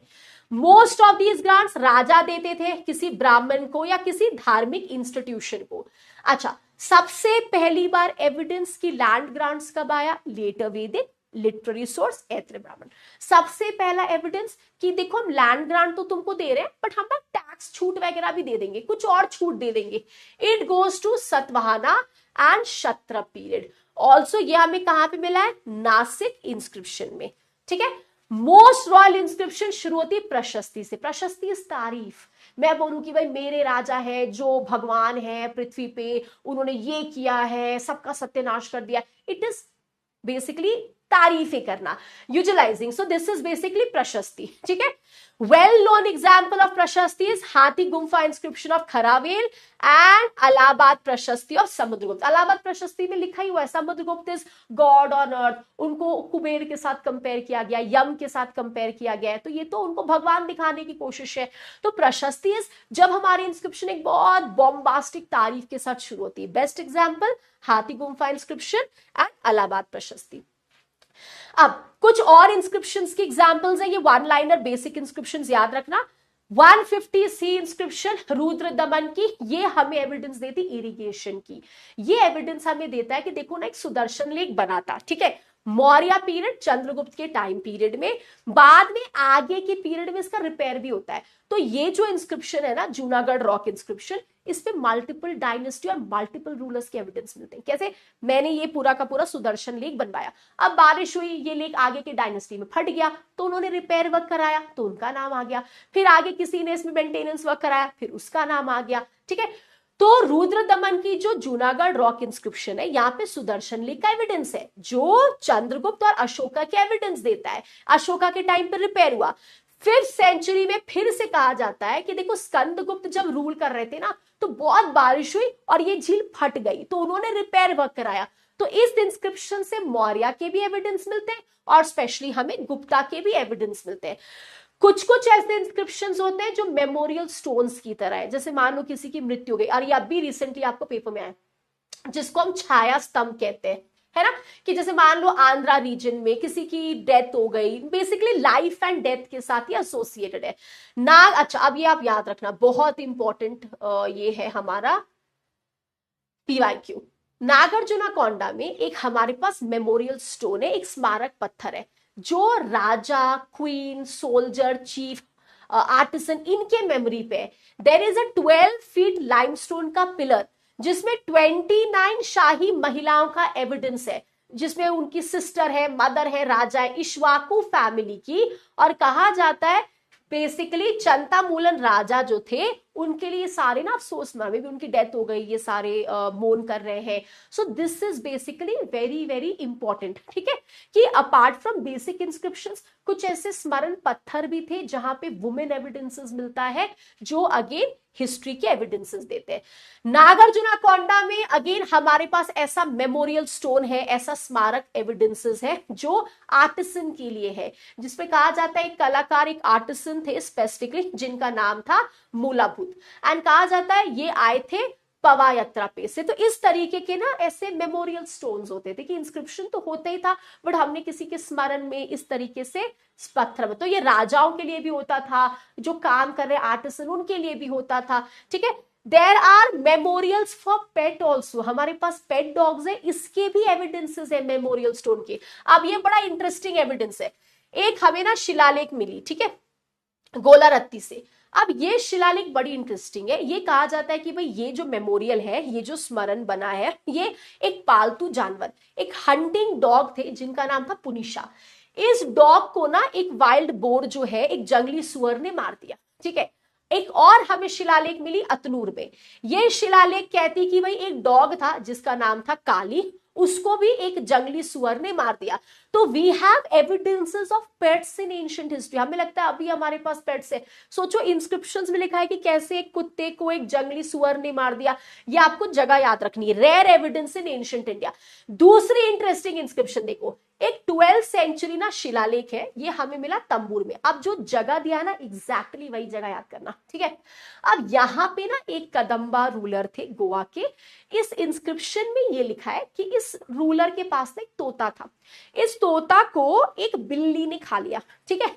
अब ये इंस्क्रिप्शन कहती है कि राजा को इतना बुरा लग जाता है कि तोता को बिल्ली ने खा लिया कि राजा ने सुसाइड कर लिया, राजा किल्ड हिमसेल्फ कि मेरे तोते को बिल्ली ने कैसे खा लिया। और ये इंस्क्रिप्शनल एविडेंसेस है, these are one of the rare evidence of ancient India. 12th century inscription at Tambur, Kadamba dynasty Goa, इसके डिटेल्स पढ़ेंगे हम पोस्ट गुप्ता टाइम पीरियड में। दिस इंस्क्रिप्शन सेज एक तोता को एक कैट ने खा लिया एंड राजा इतने उदास हो गए कि उन्होंने खुद को मार लिया इस चक्कर में। This is the kind of evidence we get from inscription. एक और इंस्क्रिप्शन है शिकारीपुर में, जहां पे हमें एविडेंस मिलता है कि महिला दूसरों को बचाने के लिए अपनी जान दे देती है। तो this is all inscriptional evidences rare, जो वुमेन एविडेंस देती है, जो मेमोरियल स्टोन्स के एविडेंस देती है, जो पेट डॉग के एविडेंस देती है, जो इरिगेशन के एविडेंसेस हमें स्पेशली देती है। एक 7th सेंचुरी इंस्क्रिप्शन है, पीवाईक्यू में आ रखा है, कुडिमियन मलाई। ये शिलालेख हमें एविडेंस देता है म्यूजिक के, जो 7 क्लासिकल राग होते हैं ना, उसके एविडेंस हमें मिलते हैं। तमिलनाडु में शिलालेख हमें मिला है जहां पे डांसेस के एविडेंसेस है। एक पिलर स्पेशली जो आप देखोगे नटराज टेम्पल है चिदम्बरम में, उसके ईस्ट और वेस्ट गेट में बहुत सारे इंस्क्रिप्शंस है। इस इंस्क्रिप्शन में 108 मूर्तियां जो लिखी गई है और नाट्य शास्त्र भारत मुनि के इंस्क्रिप्शनल वर्सेस डले हुए। तो वी हैव इंस्क्रिप्शंस जो आपको आर्ट एंड कल्चर के बारे में बता रहा है, इंस्क्रिप्शन जो म्यूजिक के बारे में बता रहा है, इंस्क्रिप्शन जो डांस के बारे में स्पेसिफिकली बता रहा है। And this is a very interesting evidence जो हमें एविडेंस देता है कि शायद एंशिएंट इंडिया में एक थिएटर टाइप का स्ट्रक्चर भी था। And this is Sitabenga and Jogimara caves, ये स्पेशली छत्तीसगढ़ में है। अब कहा जाता है ना दोनों केव्स में हमें कुछ शिलालेख मिले प्रकृत में, ठीक है, और ब्रह्मी लेटर्स में लिखा गया, ठीक है। अब कहा जाता है सीताबेंगा केव में जब आप जाते हो ना तो यहाँ पे मोस्ट ऑफ द इंस्क्रिप्शंस ना गायब हो चुका है, मतलब इंस्क्रिप्शन खराब हो गए, क्लियरली पढ़ने में नहीं आ रहा है। इट इज सेड कि भाई जनरली आप इमेजिन करो कैसे देखो थिएटर का मतलब ये नहीं होता है कि आज आप पीवीआर और आईनॉक्स में जाके मूवी देख रहे हो, नहीं। थिएटर मतलब इमेजिन करो कि आप ऐसे खाली स्पेस में बैठे हो, ठीक है, और सीढ़ी सीढ़ी सीढ़ी सीढ़ी है, गोल सा कैसे स्टेडियम होता है, ठीक है। अब इमेजिन करो कि स्टेडियम में कुर्सी नहीं है, सीढ़ी सीढ़ी सीढ़ी सीढ़ी एलिवेशन है, चांदनी रात है, तो आप सोचो कि फॉरेस्ट है, जंगल है, ऐसे ना लोग अलग अलग जगह पे बैठे हैं, लोग माला पहने हुए हैं जैस्मिन का, और ना कुछ लोग हैं जो आपको कविताएं सुना रहे हैं, और आप ना अलग ही मदहोश हो, आप इंजॉय कर रहे हो। दैट इज द थिएटर, जहां पे लोग परफॉर्म कर रहे हैं, चांदनी रात है, फॉरेस्टेड एरिया है, सब लोग जैस्मिन की माला पहने हुए, एक अलग ही धुन में, अलग ही माहौल में। तो this inscription gives us evidence of that, कि यहाँ पे हो सकता है कि पोएट्स आते हो जो अपनी पोएट्री गाते हो, लोग जैस्मिन का जो फ्लावर है उसको अपने गले में लपेटते हो, एकदम मस्त फुल मून में मजे कर रहे हैं। तो सीता गंगा एंड जोगी मारा caves gives us this evidence कि हो सकता है एंशिएंट इंडिया में ऐसा कुछ थिएट्रिकल टाइप का चीज हो, which is very very rare evidence. ये इंस्क्रिप्शंस हमें एविडेंस देते हैं एंशिएंट थिएटर का, जहां पे पोएट्स आके अपनी पोएम बोलते होंगे, परफॉर्म करते होंगे। एक 5 लाइन की इंस्क्रिप्शन है जिसको ट्रांसलेट करके हमें पता लगता है कि ये लिखा हुआ है, that is Sutanuka by name a devadasi, the excellent young man Devadina by name Rupadaksha loved her. तो अगर हम लोग उसको ट्रांसलेट करते हैं तो इसका मतलब एक्चुअली ये होता है, ठीक है। सुतानुका नाम से एक देवदासी नव युवकों में उत्कृष्ट देवदना, जिसका नाम रूपाध्यक्ष था, उससे प्रेम करता था। अब इसको डिसाइफर करना बहुत मुश्किल है, क्योंकि देवदासी कॉन्टेक्स्ट उस समय आया नहीं था जो कॉन्टेक्स्ट में हम देवदासी शब्द को यूज करते हैं। रूपाध्यक्ष का भी अलग अलग शब्द हो सकता है। तो जो बहुत सारे हिस्टोरियंस ने डिसाइफर किया, इट मीन्स कि रूपाध्यक्ष कुड बी या तो समवन जो मूर्ति बनाता है, या लिपि लिखने वाला हो, या ऑफिसर हो जो सिक्कों के साथ एसोसिएटेड है, बट इट ऑल्सो मीन्स कि हो सकता है इसका मतलब पेंटर या आर्टिस्ट हो। ये जरूरत नहीं है, ये इंटरप्रिटेशन है हमारा। तो this is again one of the, and ये हमारे केव्स है, ये देखो ये इंस्क्रिप्शनल एविडेंसेस आधे तो गायब हो गए, जो थोड़ा बहुत हमारे पास बचा है, इस तरीके का यहाँ पे हमें ये एविडेंस मिला। ये केव्स है जो ऐसे एंशिएंट इंडियन थिएटर के हमें रेफरेंस देते हैं, very rare evidence of ancient history, ठीक है। और इन द एंड सब कथा कहानी करने के बाद अब आप मुझे ये बताओ, इंस्क्रिप्शन हमें हिस्ट्री पढ़ने में कैसे मदद करता है, कैसे मदद करता है एवरीबॉडी? एरा की डेट समझ नहीं आई, ठीक है, मैं भी फिर से समझा दूंगी।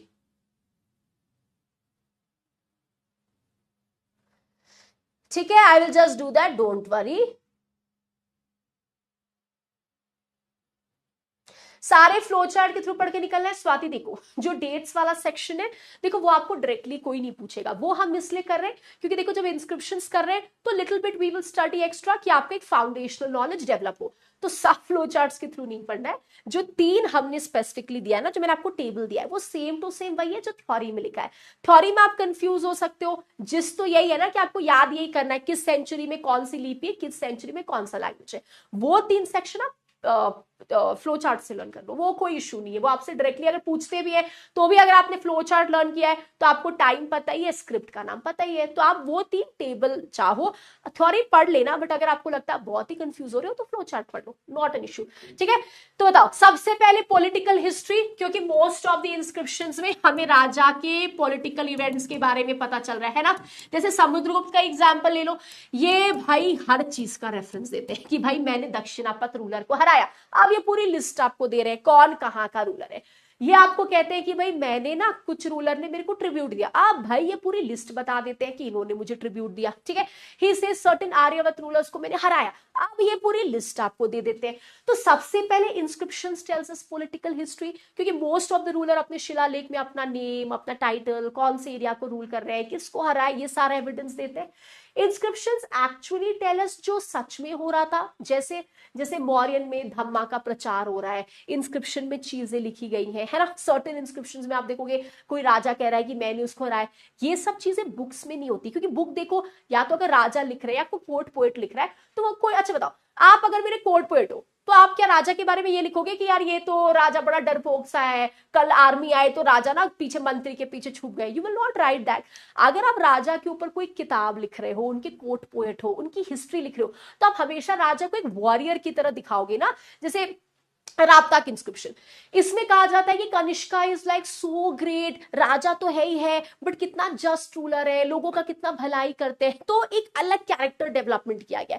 फिर ये बोला गया कि देखो कवि भी हैं, राजाओं के राजा हैं, देवताओं के बेटे हैं, है ना।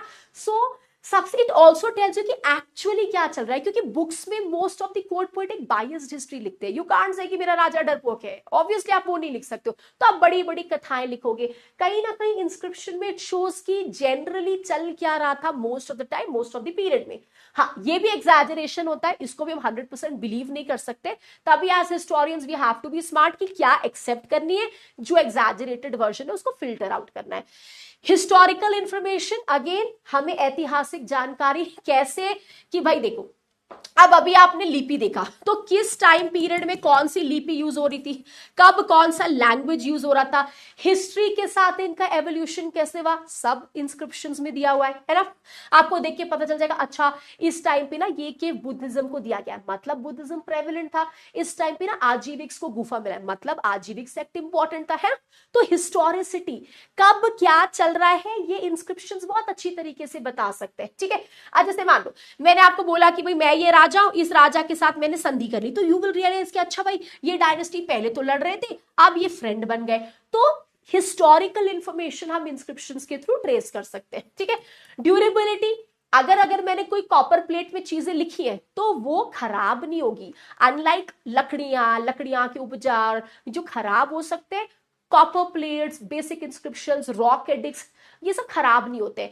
तो एक तो टिकाऊ है, ड्यूरेबल है। अब administrative history, most of the administrative history आपको इंस्क्रिप्शन से पता लगती है। बेस्ट एग्जांपल गुप्ता पीरियड, बाद में इंस्क्रिप्शन है उस पीरियड में।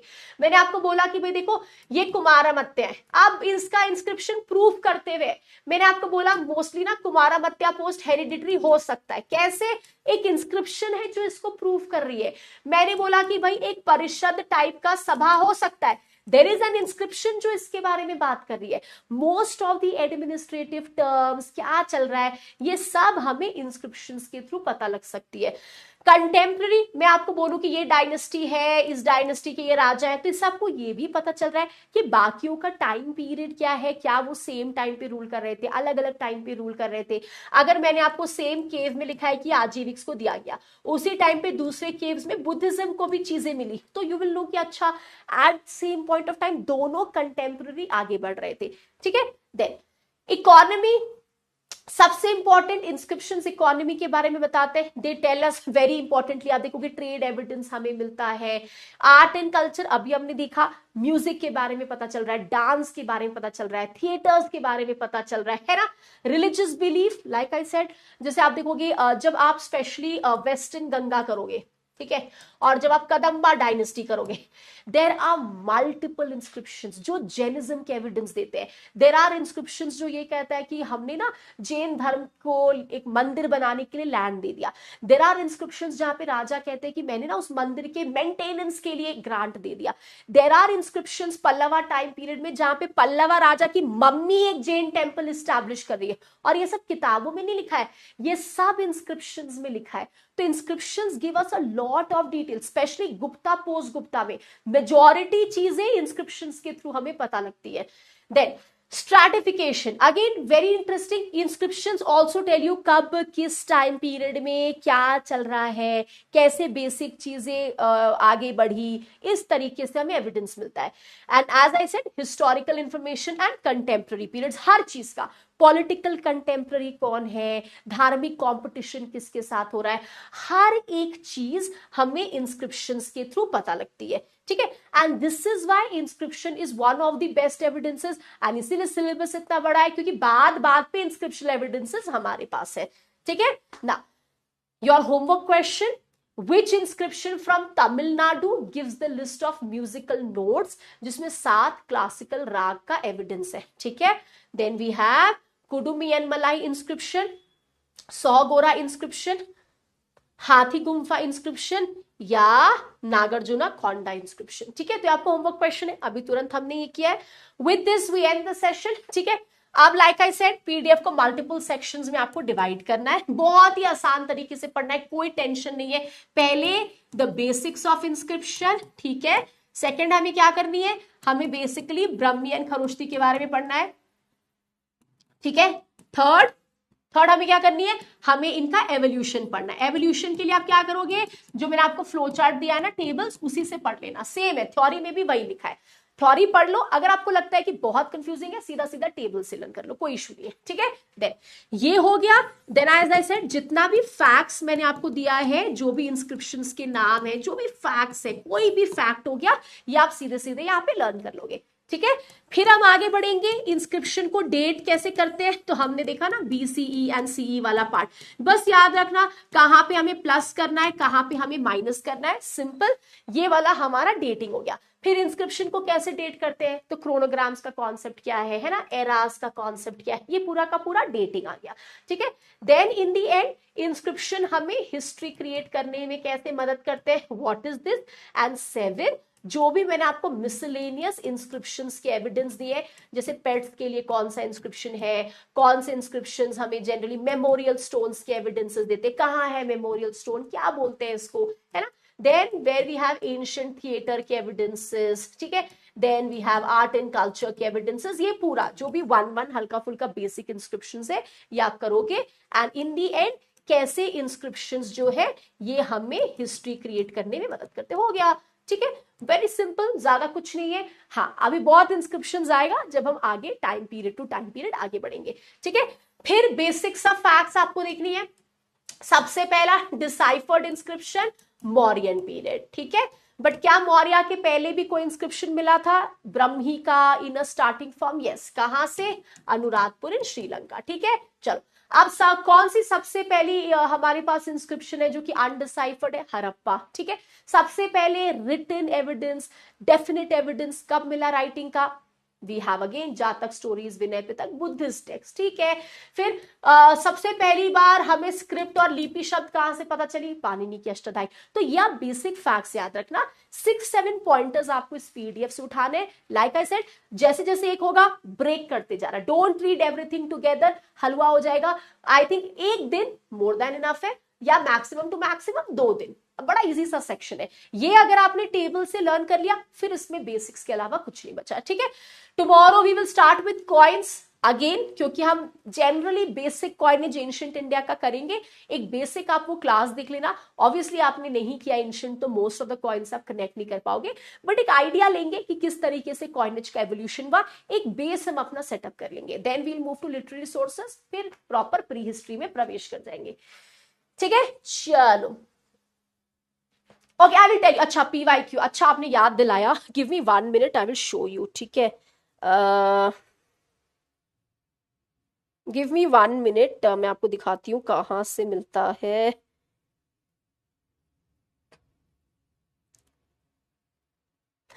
Okay, so guys, when you go to the live study section, ठीक है, तो आपको दिखता होगा ना study batches, PW centres, test series, वहां पे आप देखोगे ना साइड में आपको यहाँ पे दिखता है study batches, PW test centre, वहां पे एक लाइब्रेरी का आपको सेक्शन मिलेगा, उस लाइब्रेरी में आपको PYQs दिख जाएंगे, ठीक है। So when you open your PW portal, तो यहाँ पे आपको साइड में दिखता है ना स्टडी बैचेस, टेस्ट सीरीज, यहाँ पे लाइब्रेरी का सेक्शन है, वहां पे मिल जाएगा। Also for those people who do not know how to use the app, आपके लिए कुछ डेमो वीडियोस होंगे जो पहले से पोर्टल में डले हुए, जो आपको दिख जाएगा। एक बार आप वो डेमो वीडियो देख लेना, उसमें हर कुछ बहुत इजी तरीके से क्लियर है कि आपको कहां से क्या करना है। So that is one demo video which is for all of you, कि आप देख के बेसिक समझ लो, ठीक है। लाइब्रेरी सेक्शन से यू विल गेट इट, ठीक है। चलो, so is everything clear, any issue still here, any problem? कल हमने 50 क्वेश्चंस का एंशिएंट इंडिया का मैराथन किया था, PYQs का, all those people basic PYQs था। तो अगर आपने एंशिएंट इंडिया पहले कभी पढ़ा है, आई वुड सजेस्ट आप उस क्वेश्चन सेशन को जरूर सॉल्व करना। 50 क्वेश्चंस है, try to solve all of them, जो इशू होगा पूछना। And with this we will be moving to the next session. So is this session clear? कोई इशू है, any problem till here? Everything fine, everything sorted, कोई मुश्किल तो नहीं है अभी तक? एनी मुश्किल? ठीक है, चलो सो गो हैव योर लंचेस। कितने लोग हैं जो खाना खा के आते हैं और कितने लोग हैं जो अब जाके लंच करते हैं? So how many if you have lunch, like you have lunch by 12:30 और फटाफट क्लास में आते हो, एंड कितने लोग हैं जो अब जाके लंच करते हैं, तो जो एक्चुअली डिपेंडेंट होते हैं कि क्लास 2 बजे खत्म हो रहा है, 3 बजे हो रहा है। कितने लोग हैं जो भूखे प्यासे पढ़ रहे हैं, कितने लोग हैं जो मस्त खाना खा के आते हैं। आई होप आप सोते नहीं है क्लास में after having too much food, ठीक है। So we are going to meet tomorrow. सिक्का कॉइन्स शुरू करते हैं, बेसिक्स करेंगे, आपको मजा आएगा। एंड विद दिस इंस्क्रिप्शंस हो गया, ये वीक थोड़ी सी हैवी होगी, फिर नेक्स्ट वीक प्री हिस्ट्री में घुस जाएंगे। प्री हिस्ट्री साइट्स थोड़ी हैवी है, फिर धीरे धीरे आपको एंशिएंट में मजा आने लगेगा, ठीक है। चलो, thank you so much guys, go through the notes, आराम से पढ़ना। आई हैव टोल्ड यू, अगर आपको एवोल्यूशन वाला पार्ट ही है जो मुश्किल लगेगा, अगर उसको हटा दो ना तो नोट्स इजी है। एवोल्यूशन वाला पार्ट के लिए ये पीडीएफ खोल लेना और इसका स्टडी जो हमारा टेबल है उसके थ्रू पढ़ लेना, बहुत ही सिंपल है। वो इधर से पढ़ लिया, बाकी पीडीएफ में फिर तो कुछ बचा ही नहीं, कुछ बेसिक फैक्ट्स के अलावा, ठीक है। So see you tomorrow with coins. Dot time पे आ जाना 1 बजे, डोंट बी लेट, ठीक है। And I am going to see you in the next session tomorrow at 1 PM। और आपको कोई भी डाउट है, डाउट सेक्शन में डाल दो, टेलीग्राम पे डाल दो, जैसे मन। टेलीग्राम ग्रुप है उसको ज्वाइन कर लेना, UGC Net History by Shubhangini. Also join the PW official group, PW UGC Net। वहां पे आपको सेशन रिलेटेड अपडेट्स और जो भी आसपास हो रहा है उससे रिलेटेड अपडेट्स आपको मिल जाएंगे। और कोई भी दिक्कत है, आपको स्ट्रैटेजी शेयर करनी है, आपको कुछ पूछना है, आप क्लूलेस हो, आपको अपने स्कोर के बारे में कुछ बात करनी है, you want to know something, anything you want to ask, please go ahead, ठीक है। पर्सनली मैसेज कर दो, डाउट में नहीं भेजना है, वो आपके ऊपर है, ठीक है। एवरीथिंग इज ओपन, जो आपको ठीक लगे मैसेज कर देना, ठीक है। चलो, so thank you so much and I am going to see you in the next session, ठीक है। And yes Swati, discussion group which is there is a Telegram group which is a discussion group. थोड़ा बंद रहता है क्योंकि बच्चे एक दूसरे को बहुत ज्यादा इरिटेट करने लगते हैं, but I do open it at times, but हाँ वो ऑफिशियल नहीं है, ठीक है। I will put this in front of the team, ठीक है। Thank you so much guys, please take care, go have your lunches, take care, आराम से धीरे धीरे नोट्स को गो थ्रू करो। कोई भी कंफ्यूजन है प्लीज आप पूछ लेना, ठीक है। Tomorrow we'll start with coinage.